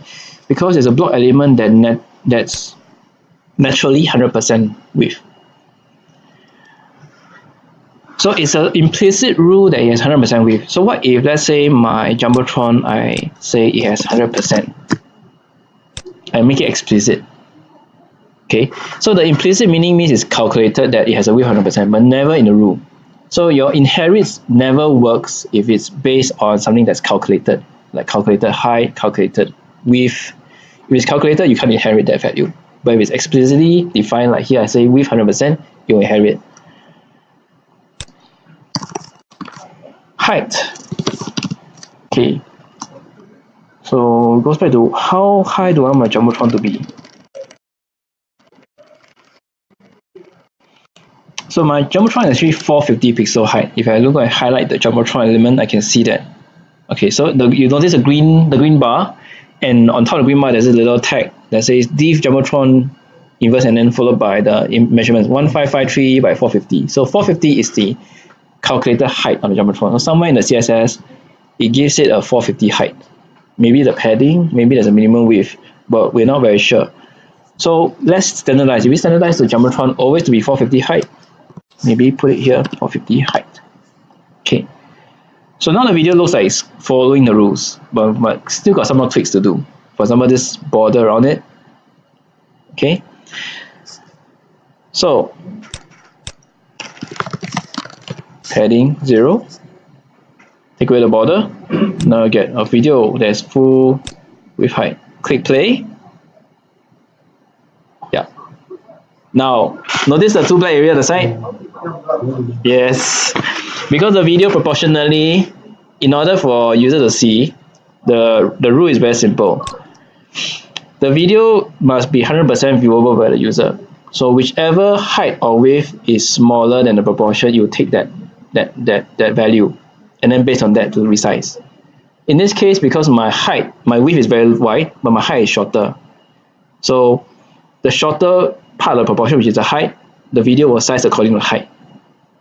But in the other way, if my width is very short, my height is very tall, the shorter side is the width, you will size according to the width. Okay, that's why you explain have the sides, the funny spaces at sides. How do you solve this? Well, you can't really solve this because if you were to strictly follow your video proportions, your banner would have been like really very tall. It's so tall you can't see the three things below here, and it will be so tall that you probably see some video below the fold, which is below the browser, which is overlapping. Yeah, overlapping. It actually is quite pointless lah, in that sense. Okay. So that's one of the things you need to take note when you're doing videos. Right? Now, some people say, I want a video on the banner, then you tell them if you saw this before, right? You say, okay, well, this is what happens when you have video on the banner. Sometimes you'll get this kind of effect, right? So you still ask them, you still okay, you want a banner, if you don't have a banner or not? Okay. So this is YouTube. So notice I made the changes in the class. So let's just take that into consideration that we want to keep those CSS changes, height, width, and padding. So maybe for the new Jumbotron,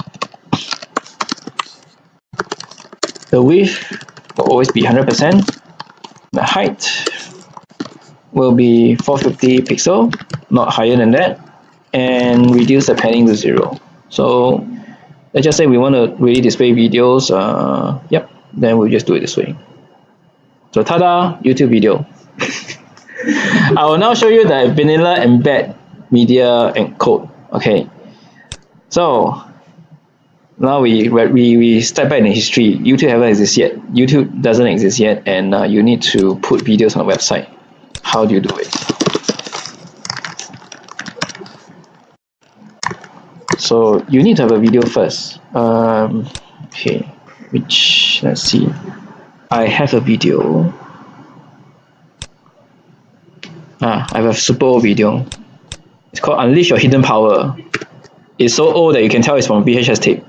Okay, so I'm gonna put this video somewhere.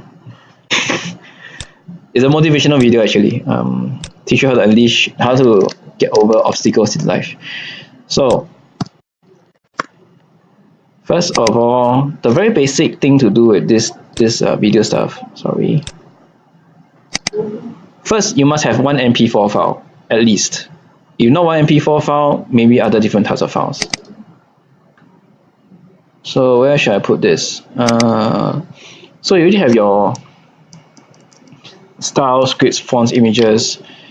Normally, it's best to put them under a separate folder for videos or under assets and then videos, images. So for simplicity, I'll put it under a videos folder. Okay, put it there. Okay, this video is 190 megabytes.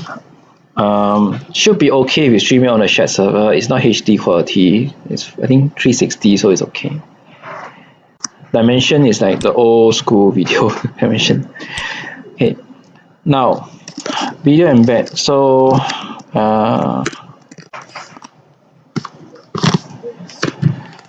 there are a few ways to do this. Okay, let me just refresh. Show files. Wait. Oh, I didn't actually put in here. Sorry. Okay.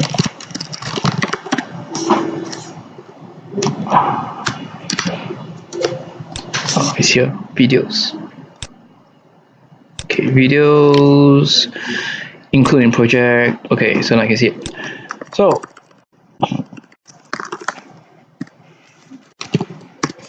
videos, unleash your hidden power. This is the most simple way to embed a video file. And what will happen? Oops. Just killed it. Okay.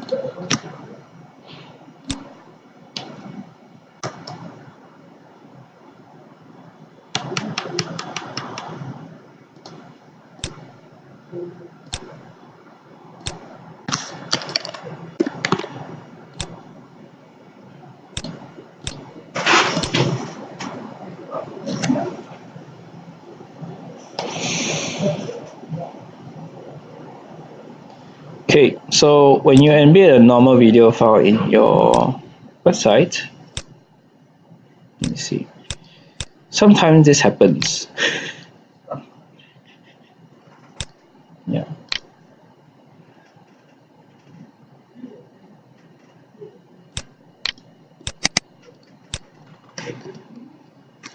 Because it's probably not the best way to embed a video.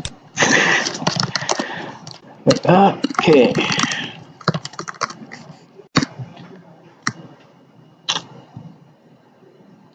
Because normally I don't embed videos in Notepad like that. Very frankly. Yeah. Frankly, I never embed videos in. Okay, so yeah, hold on. Hide element. Nope.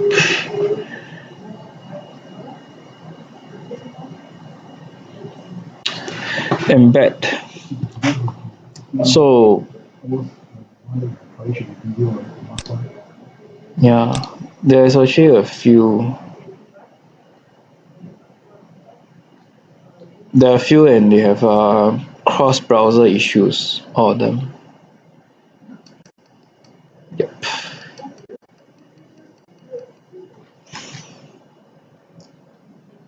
So here are some examples, and for some reason mine doesn't work. Even though it's an MP4.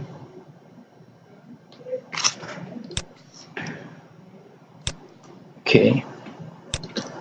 See what are the options here. Autoplay. So when you say autoplay, means you autoplay, of course. Controls. Show controls. And we can have a poster. Seriously. Okay. See there. I'm not certain this actually works.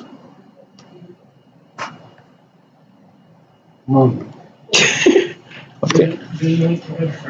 So you will give a command for it to actually down. Yeah. So there are a few commands here. Autoplay and controls. So autoplay means yeah, you autoplay. Controls shows you something similar to YouTube. You have your play button. the time sequence. This is a scrubber, volume, full screen, VHS quality, and a download button. Okay. The reason why most of the time you don't have this default default video embed used on most websites is because they don't have a streaming server, number one. Number two, they don't like the idea of having a download button here. Okay, ask any company when they're doing videos and putting on a website, right? Normally they don't like the download button there because they won't want the user to actually download the videos for any reason at all. And to disable the download button in the control is actually not so simple. So the default controls given here, this set, right? It comes out the moment you say controls. Okay? And that's why the reason why you have a lot of things like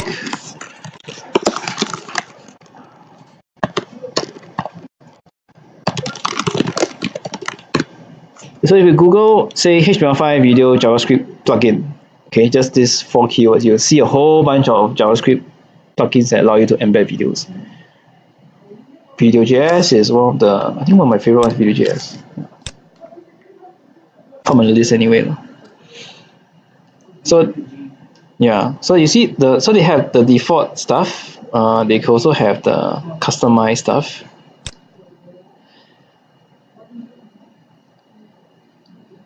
Yeah. See, so they basically wrote a wrapper around the video normal embed, so you can do a few things like skinning, so you can customize how it looks. Your player controls everything how it looks. You can say you want certain controls to appear, certain controls not appear. See, go to customize skinning. So here.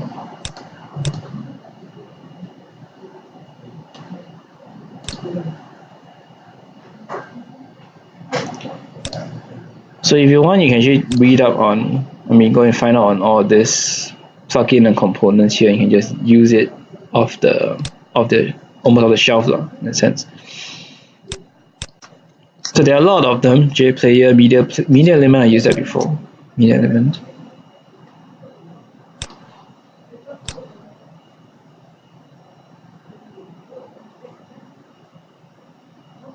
So this is an example of the player. It looks like this. So the control bar is also modified. So some of these media players, they have an option. You can choose to pull the source from your server. You can choose to pull the source from YouTube.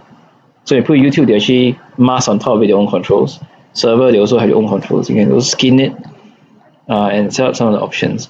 So most of them are very easy to use. Like here, as long as you go to the usage API part, they'll tell you how to actually initialize it, how you can use it together with other JavaScript, things like jQuery and stuff like that.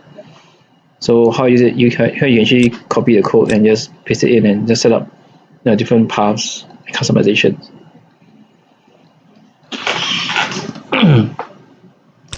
So that's the difference here. Okay.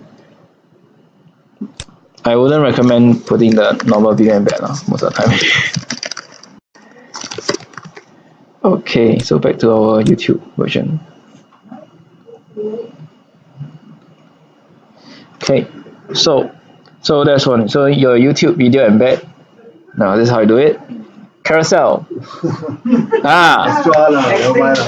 Okay, carousel.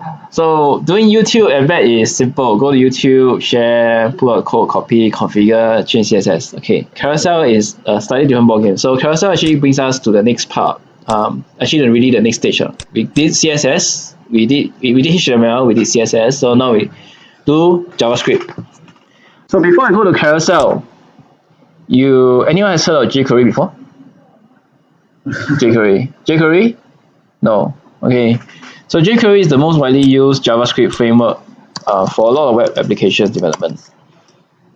So if you go to Google jQuery or jQuery.com. So jQuery basically is a set of libraries built on top of JavaScript. So JavaScript is a client-side coding language, which is a lot like we can say is like Java. It's a bit like your other typical languages. It has data structures, it has variables, it has loops, decision, if then else, logical statement, logical flow. And you can also do some object-oriented, yes, OO built in Java as well. But one thing about JavaScript and versus other languages is different is that JavaScript is asynchronous. So to demonstrate you what asynchronous means to you, if you take the train today, let's say you take the train from City Hall to Orchard, okay? So let's say you take a train from City Hall to Orchard, the first train, right? And you take the second train. You will get there first, followed by you, correct? So this is called synchronous. Asynchronous means you take the first train, you take the second train, both of you arrive at the same time. Or he can get there first, you get there second. That's asynchronous. So synchronous means you don't wait for each other. Your train 2 don't wait for train 1 to finish. Train 2 can run at the same time as train 1. And then each one, the speed depends on what they're doing, how fast to get there. So that's asynchronous. JavaScript programming is asynchronous. Means you have normally when you code it, you will run in a sequence, but you have something that does something else, like call a web service, do something else, does an interval timer, right? Especially something to do with time, right? It doesn't have to, the next line doesn't need to wait for this line necessarily. Okay. So if you do typically most JavaScript programming, you will not encounter this asynchronous nature. But sometimes you will encounter these kind of issues. So to introduce you to JavaScript programming, who has done JavaScript programming before? Done, right? So you know variables, loops, or the for loop, if then else. Okay. So those no problem. I can jump to jQuery straight away. Yeah? Okay, jQuery. jQuery.com. Everything you need to know about jQuery is there. Latest version is 3.2 stable version. Okay. So jQuery is been around for a few years, and out of jQuery you have things like this thing called jQuery UI, or the user interfaces like DateTime Picker. We'll use that in our Bootstrap. Bootstrap also uses some of the things. jQuery Mobile, you can use jQuery to build entire mobile interfaces, but I actually discourage doing that because it doesn't work very well. Okay. And the rest of the things here, I have no idea about it. QUnit is a jQuery unit testing framework. So it allows you to test functions, custom functions wrote in jQuery. But we'll not touch that. So we'll do the vanilla jQuery first. Okay, jQuery basically allows you to do very quickly a few things. You can do manipulation of your document object model. It means creating, updating, removing nodes from your document object very easily with jQuery. You can do that with JavaScript, but jQuery just makes it a little bit easier by allowing you to target the same way in CSS how you target elements by ID, class, and element name. Okay. When you click a button, it will change this class to another. Yeah, so very convenient functions to manipulate classes and other things. So every jQuery function starts by first of all loading the jQuery library. Okay, the thing about loading jQuery library, so remember just now I said when we put a JavaScript at the end of the body, so your whole page loads and then you load the JavaScripts. So when you put an end, which is the last thing load, which are the whole bunch of JavaScripts. So let's say you want to use jQuery, you must make sure your jQuery library gets loaded first. That means when your jQuery library is loading, if you try to call any jQuery functions, it will not work. In our example with Gulp and Bower, okay, we go to index.html. So this, okay, now I'll talk about how the JavaScript library works in the situation with using Gulp. It's slightly different from if you do without Gulp and Node, right? Okay, so in the index.html, what happens is that there's this vendor.js which by default has two libraries from Human, jQuery library and Modernizer. So Modernizer is a library that's used to try to enable some of your HTML5 functions to work in non-HTML5 browsers. Okay, so that's what Modernizer does. jQuery library is by itself. So notice that jQuery loads first, then everything else here, which is all your Bootstrap libraries, depend on jQuery to work loads after. And then for your main.js. So if I go to the API here, okay. So if you go to jQuery.com and start reading all the functions available, so it gets a little bit exciting, like, oh, I can do what? So here you look at the left hand side, they tell you, so let me explain to you how they do the documentation so you understand how you use it. Ajax basically are all the things to do with calling data, getting data. Okay, so we will not touch on that yet. Okay, attributes here.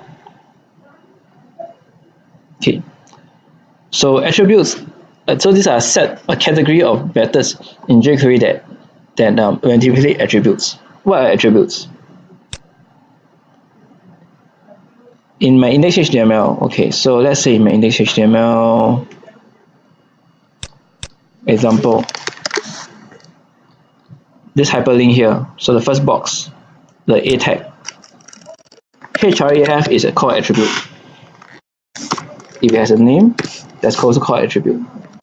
So every part of the first part in the HTML, those names, these are all basically called attributes. Okay, class is attribute. So jQuery has a list of functions that manipulate attributes.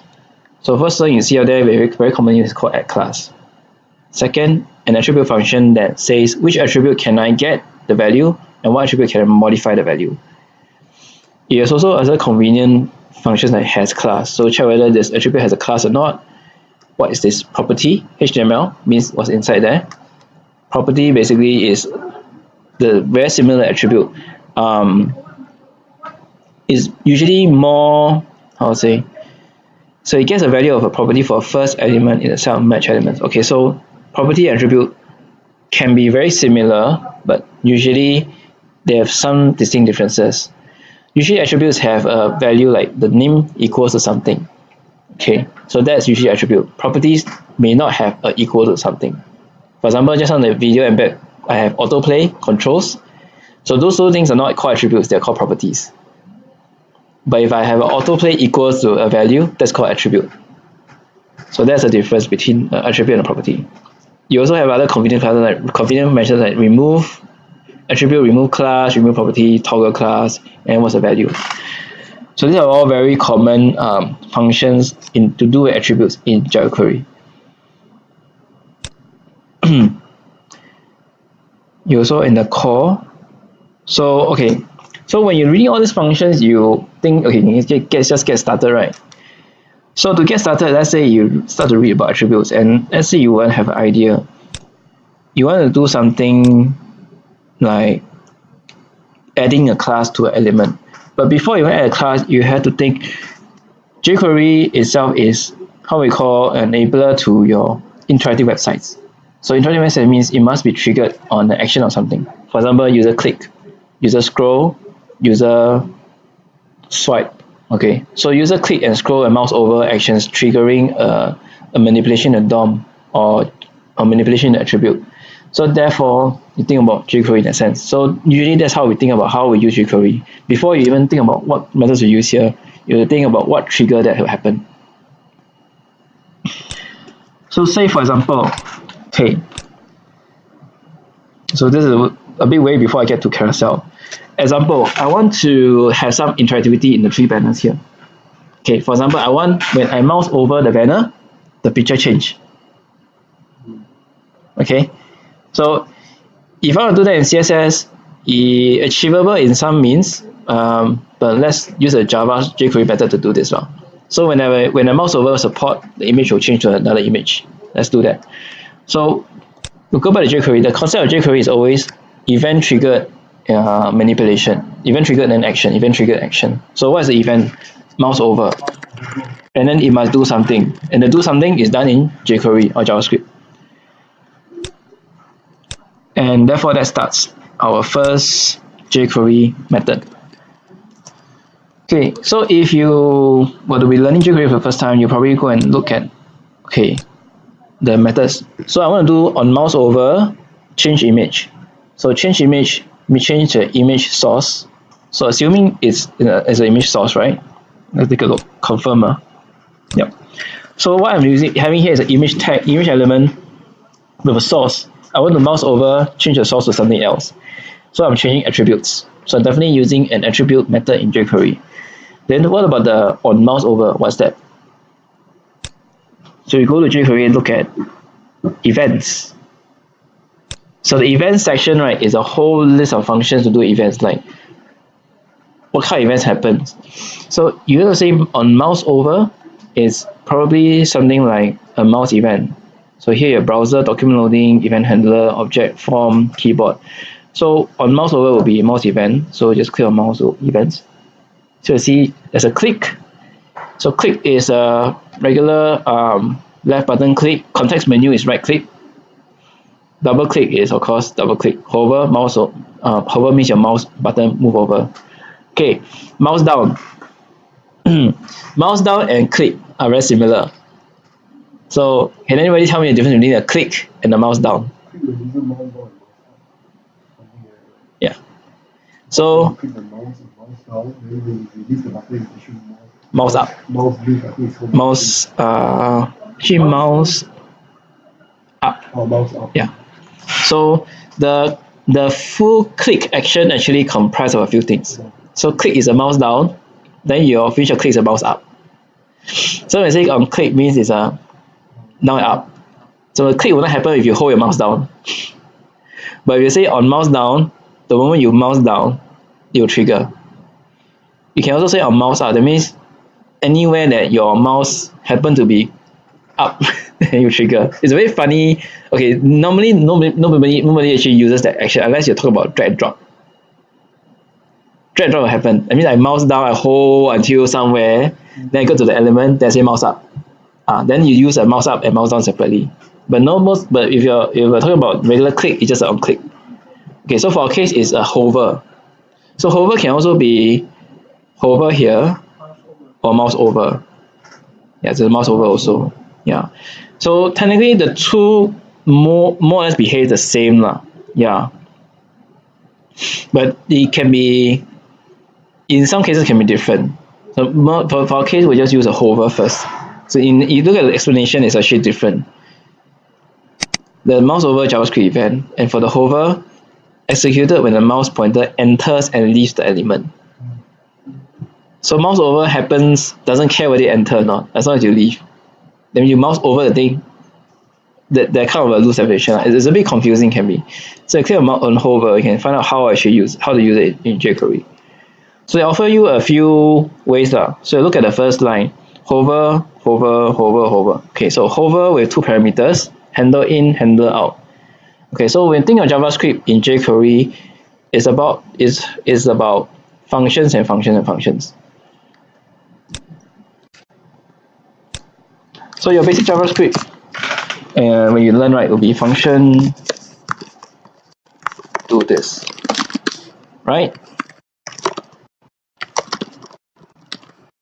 So you write functions, okay. Maybe you say, okay, this is x and y, turn x plus y.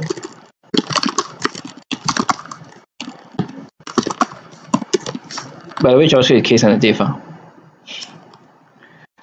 Okay. So if you have your normal, okay. So you use JavaScript like any regular programming language to do things like add, multiply, or some formulas. It works normally, okay. So if I say console.log add 1 and 2,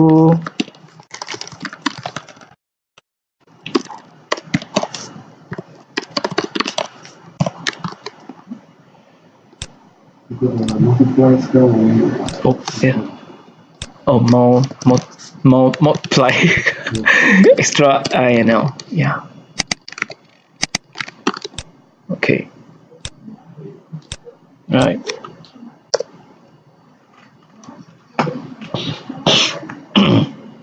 Okay, normal function, right? Oh, by the way, if I do this, right, okay, if you whatever JavaScript functions you write in the global scope, so global scope meaning the main file here, not hidden inside any function object, right? In your console is accessible.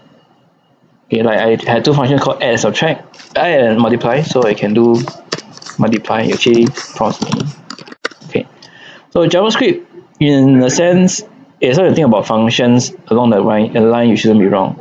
So when jQuery says hover, handle in, handle out, right? Normally it means handle in is a function, handle out is a function. So when you say handle, means what is a function that will handle this parameter. It's a bit like saying add, multiply 2 and 3, add 4 and 5. So the compounding function inside the parameter. So what you're setting, so jQuery does a lot of things like the parameter actually is a function. Because it's a very event-driven thing, is when you say when hover, what's the function to run? On hover in, function to run. On hover out, what's the function to run? On click, what's the function to run? So when they have a parameter in jQuery like this, handler in, handler out, what is the function that we will write to handle a mouse in? What's the function you write to handle mouse out? So this is jQuery. Example given here. So you have a HTML here, you have a jQuery library, you have elements. So when I say this chips or fade has a class called fade and the socks has a class called fade. And they say whenever a list item on hover, dot hover, that means the selector here says any list item that's on hover, when the mouse goes in, it will append the triple star to the append means that it will add the triple star to the end of the content, at the end of the span. On handler, when they move out, you'll find the last span and then remove it. Okay. So if you mouse in, mouse out, what happens? So that means your mouse in, it appends the span with the asterisk to the end of the text, and then on mouse out, it removes it. So when you think about hover, there are two things you need to do. In, do what? Leave, do what? Cannot be in, do that, and then leave, don't revert back to the original state. Normally it's in, change the state to something else, like the image change, the text change. Then when you leave, revert back to the original state. So there's always an in and out. For the fade one, yeah. So notice there's a fade out, fade in. So the fade out, fade in is a built-in jQuery function for some of these minor animations, very simple animation. Okay, but to get all that started, you can't just write. Okay, let's see. I want to target this one, right? I'll say box with image. Anything with a box with image. So anything with a box with image class, hover. So on hover, I'd say what's the first function to handle the hover? In. Okay, that's my first parameter. Followed by what's the function to handle the hover out? No. If I format it a bit nicer, it looks like this. So basically, this is my first parameter. This is my second parameter. Another way to write this will be handle box mouse in function handle box mouse out equal function. So the first method I showed you was by writing the actual function inside the parameter. Okay. Now to make the code look a bit more organized, because sometimes if your function does a lot of things, this whole hover will look very long. You may want to extrapolate it by declaring a function outside and giving a name. So instead of writing a function method inside hover, all you need to do is just pass the name of your functions as parameters. So it looks a bit more tidy. And here you can do handle in. So whatever you do handle in. Here we do handle out. So let's just console log out some messages to show how it really works. Okay, so technically what I've written here should be okay. Box with image, the class targeting here on hover, pass in the handle in, then pass the function for handle out. So the thing about jQuery is that it always starts with the $sign. It's a very universal thing to start with, dollar sign followed by what element are you targeting. The element targeting is very similar to CSS again. CSS use dot for class, element name is without a dot, hex for ID. So same rules apply in CSS for selecting targeting element applies in jQuery. Okay, but there's a problem with this code. Can anyone tell me what's the problem with this code here? This thing won't run. Because we never wrote the Java CS. Okay, close. I never load something. Hasn't loaded. If I were to run the page now, as it is, on the web console,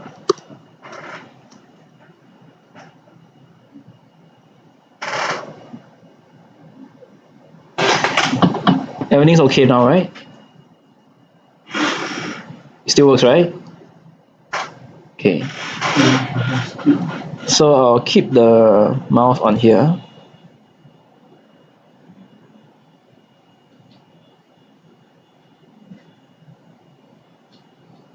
Okay.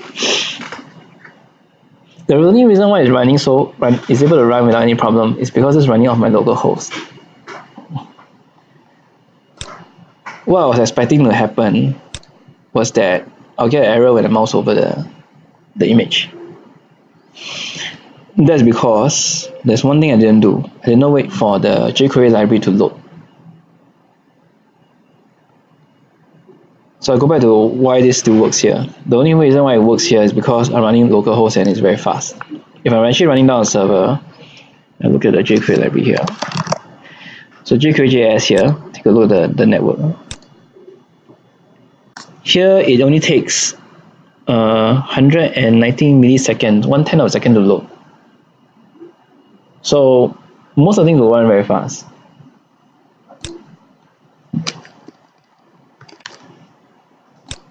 But if you were to put this on the actual server and run it, if your server don't download the jQuery file fast enough and this one's running, then you get an error. Yeah, JavaScript error. You just complain that the $ jQuery not loaded, you say $, jQuery not defined, undefined. So normally what we do, or it is standard. So there have been a few ways of getting this done. One is looking at this document loading.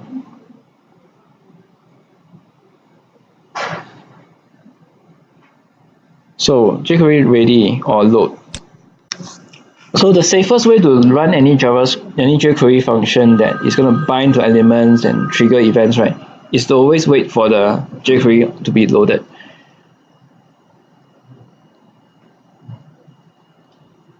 Let's see, document loading. I call it the onReady. Okay, so the onReady handler basically says it will specify the function or the list of functions to execute when the DOM is fully loaded. The DOM is fully loaded means you have your full HTML loaded, you have your Java, your jQuery, everything is in there, then it loads this. So this is what usually needed to do. There's also another way of running JavaScript jQuery functions, we call it self-executing function.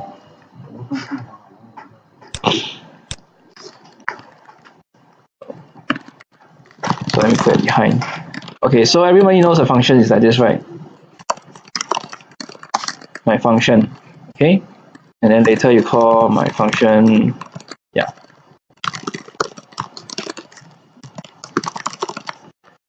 So if you do this, and yeah, what happens is that you basically call itself, right?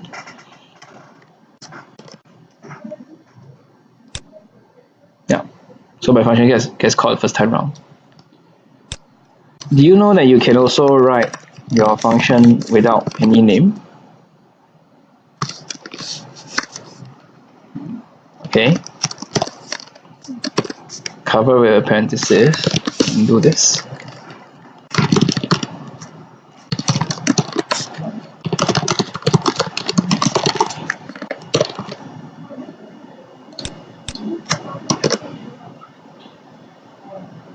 See the message? Okay, weird, right? Okay, so this function here Okay, so you break down the function. The function here doesn't have a name. It's a nameless function. You definitely have a space and a bracket. Normally have a space. If I don't space it, I think it doesn't matter if I don't space it. Let's try that. Yeah, it doesn't matter. Okay, so most functions you write in JavaScript so far then usually have a name. In this case, this function here I wrote doesn't have a name. Okay. So okay. First function example. The function name is call my function. To call it, I call my function followed by the bracket, right? If I don't have a name, then I don't need a bracket, right?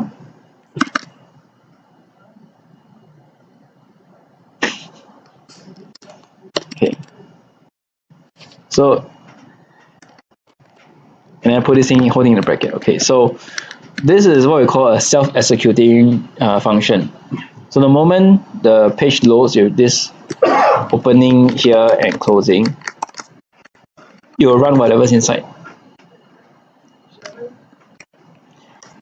Normally, when we do jQuery, we normally wait for the so-called the jQuery library to load it. Once it's loaded, the dollar sign can be used to call elements and do selection. So there's one way to do this is that you do a dollar sign, document, ready. So this is to ensure your DOM is fully loaded before you call your JavaScript function, before you call all these other things. It doesn't have much difference compared to calling it by itself. Because of the condition. The condition is that wait for the DOM to be fully loaded.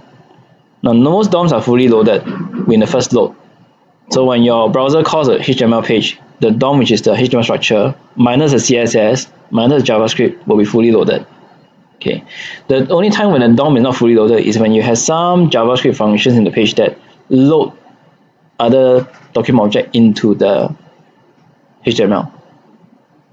Okay, that was very rare. Usually you don't do this kind of things. Most of the first load is okay. So this line 9 to line 18 usually still works, but to be sure, you put it inside here to make sure you have the full thing. Another way this thing works is that you put it inside the self-executing function. Then what happens is that you pass jQuery here, then the parameter here is a dollar sign.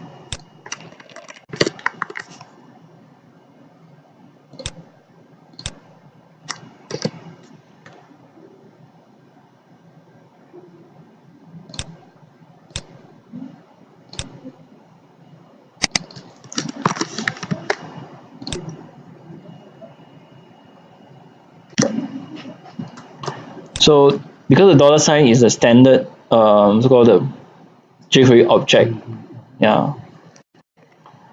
If you want to find out why is it dollar sign, it's quite easy to take a look at let's see.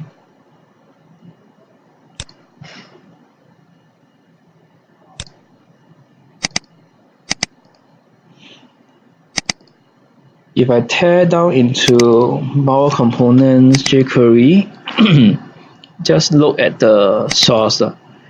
How do they write the functions?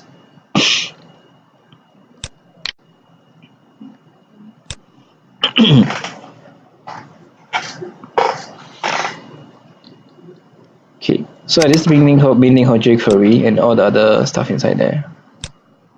Look at maybe the source here is a bit too difficult to see. Look at a minified version.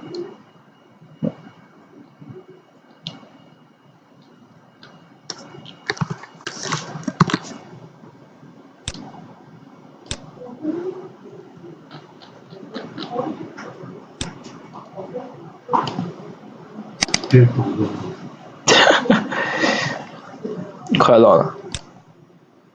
Fn and jQuery each. Okay, I'm not sure where is it, but it's somewhere.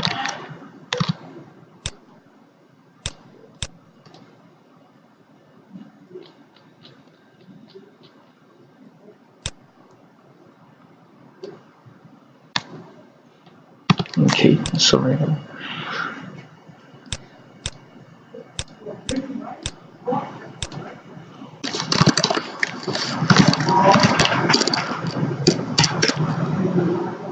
Yeah. Okay. So in the library they call it jQuery, but what happens is that somehow they return when you can use it as a dollar sign. So if I do a dollar sign, maybe I call the body. Yeah. Okay. So what happens is it returns you a few things, like the selection returns you the result, which is normally an array of the item you choose, and along with some jQuery functions inside there. So what happens is that your regular DOM is just HTML structures, like a body has different attributes, but they also wrap that together with some jQuery functions to do manipulation, like add class and all that. So I say I want the body to fade out. That disappears. Yeah. So jQuery, whenever you call a body or element, an element basically it returns an object of itself, which is a jQuery object, which has all the other functions you need in the library to do manipulation or animation and stuff. Okay. So what we did just now is basically to wrap this in a self-executing function, push in the $sign, which is the parameter for calling jQuery, and then here you can actually do the handle hover mouse in, mouse out. Okay. So now to do the class or the attribute modification. So if I go on mouse in, I want to change the source to something else. So what will I do is that normally you need to know what you want to change to. So you can say alt image. Okay. So what happened here is I decided to create one more attribute called data. So data attributes in HTML elements are okay.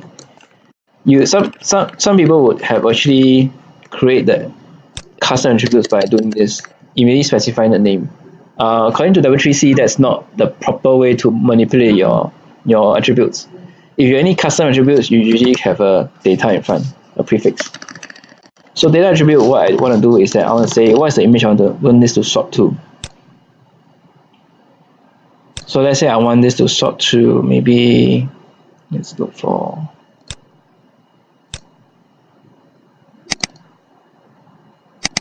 so probably need to prepare a dummy image first. Yeah. Let's say I want to swap it to this picture. So I just put in the URL here. So first I prepared the element by specifying a custom attribute called data alt image, which is the one I want to change to. And then in the JavaScript here, so when I say hover the handler, okay, when inside this function here, basically I can say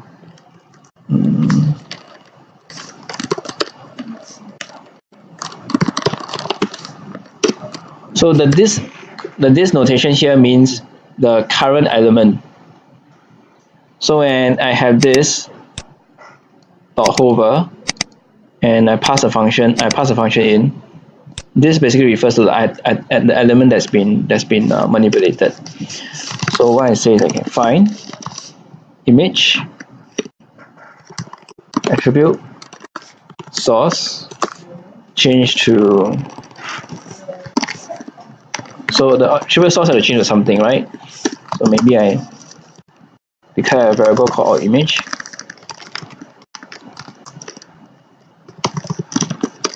Or maybe it's data.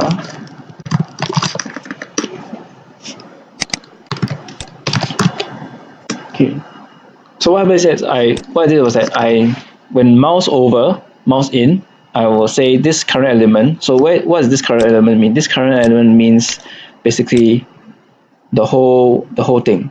So when I say this box with image, so $this refers to this element. So I'll say this element find image, give me the alt image value, which is the attribute alt image value. So this is where data is used. So data is a shorthand method for saying attribute with a data prefix. So data alt image means attribute with a data prefix, and odd image is the second part of the keyword. So I say find the attribute, give me the value. So I say data odd image, return me the value, which is the alternate image I want to use. Then again I say find the image, change the attribute of source to this new odd image. And therefore the result is this. So of course, because I only did the mouse over effect, nothing reverts back when I do mouse out. When loading, yeah. So just now notice when mouse went over, it waited for jQuery to load and actually run the event. So it replaced the background image. So now I need to handle the out, which is to revert back to the original. So one way to get around this is that when I do this image reversing and all that stuff, it's probably a good idea to keep the original image URL somewhere. So to do that, I will call in the mouse over method, I'll find the image attribute source. So I will I'll extract the alt image URL, store in the variable alt image, extract the original image URL from the source, store in the original image variable. Then I do a swap over. But when I do a swap over, I will also modify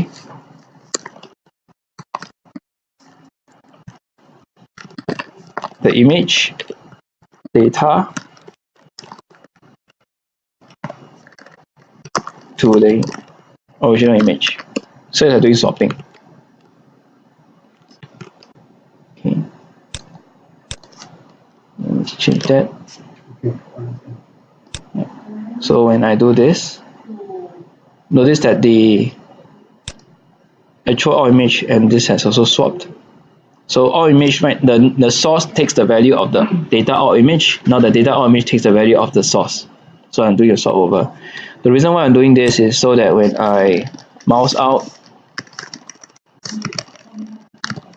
there's a simple way to get it done, is I can reverse it.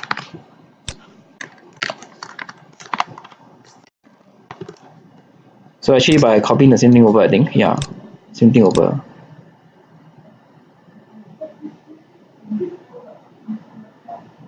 Okay, the loading is all stuff. Yep. So swap happens that way.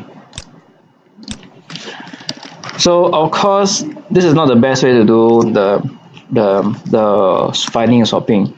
Now the thing with this method called this.find element, right?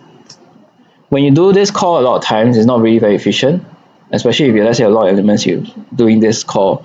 So one of the better way to actually handle this is by, you know that within this scope, so within the scope of this function, I know I'm going to call this find element very odd, how many times? 4 times total, right? So okay, when you do $this.find, so jQuery will actually search the DOM to find a matching element based on the selector you give it. So every time it does a find, it's actually like traveling through a tree looking for the thing. Okay, so to save it, save some processing power of finding the stuff, you would maybe create an element called a variable called img.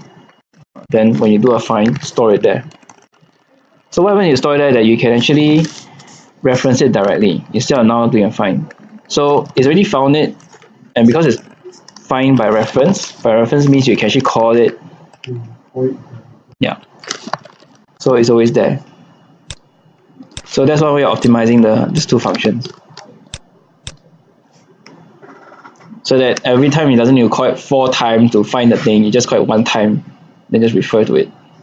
Right? Still works. Okay, then another thing is that you realize that this and this is the same thing, right?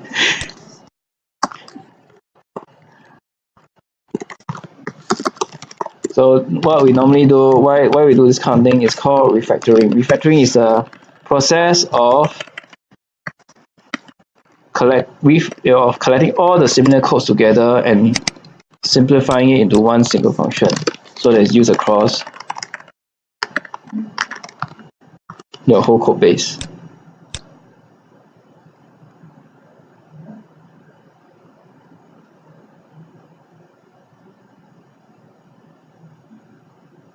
Okay, it doesn't work.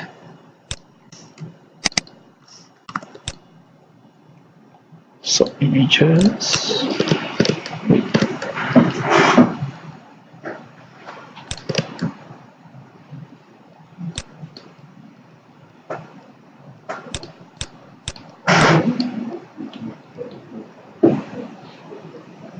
Okay. Okay, so I just refactored my code by converting swap image, this 4 lines, find image, original image, and then swap the values together into a function called swap images. And then I called it from here. So anybody can tell me why, give me an idea why this doesn't work.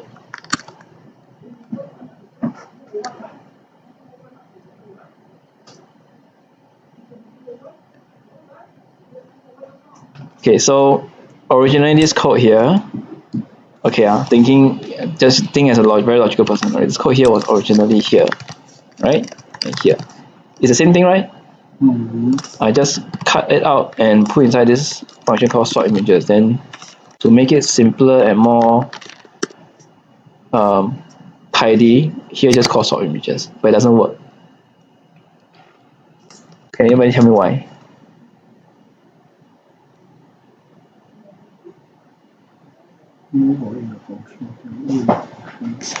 Okay. So the reason is very simple.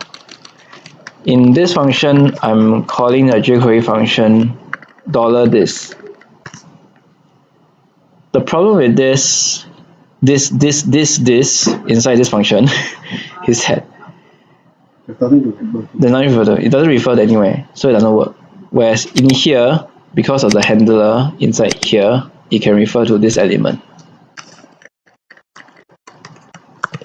So in order to make this work, what I need to do is basically replace the this with an element which is a parameter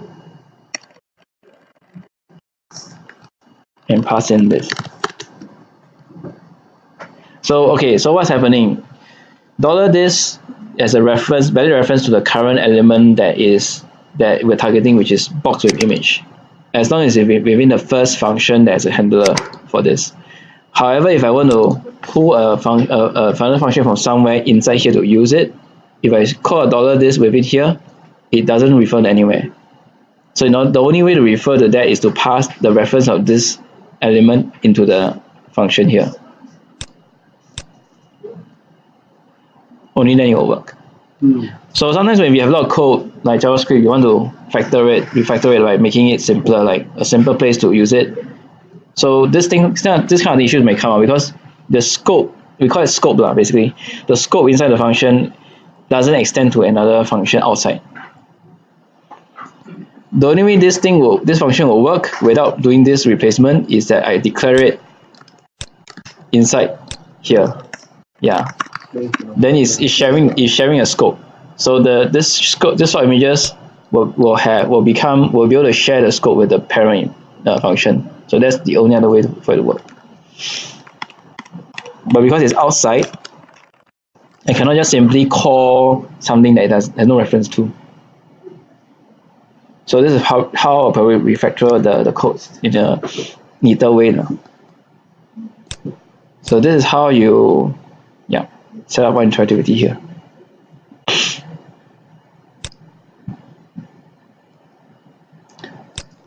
So the cool thing about not doing this once, if I want to do it for these other images, naturally it works, as long as I provide the images here with the backup or alternate image. Why is this so? Because when I say .box with image, the targeting is by class, and look at the index HTML, there you target the tree because all of them have the classes.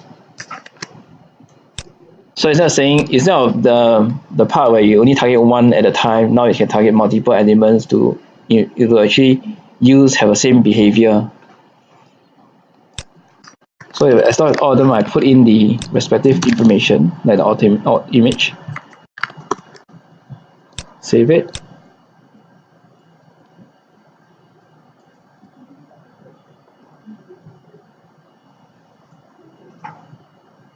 Yep. So all of them would have the same event trigger and behavior as well.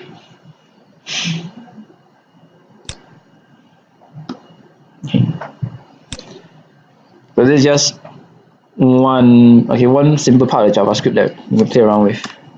The other interesting thing about JavaScript is jQuery specifically is this thing called chaining. So actually, just an example, we've seen a little bit of the chaining, whereby to show the chaining effect, I can do in the console basically. Okay. So in the console, when I want to refer to certain objects, box with image. When I say selectors box with image, the class name or the ID or the element name, it basically returns me the object. And from the object itself, I can call a fade, call whatever functions I want in jQuery, it works.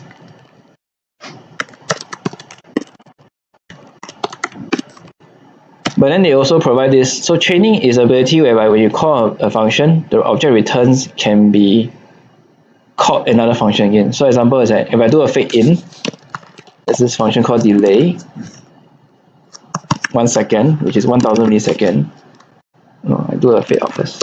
So I want to do a fade out first, delay by 1 second, and then I do a fade in.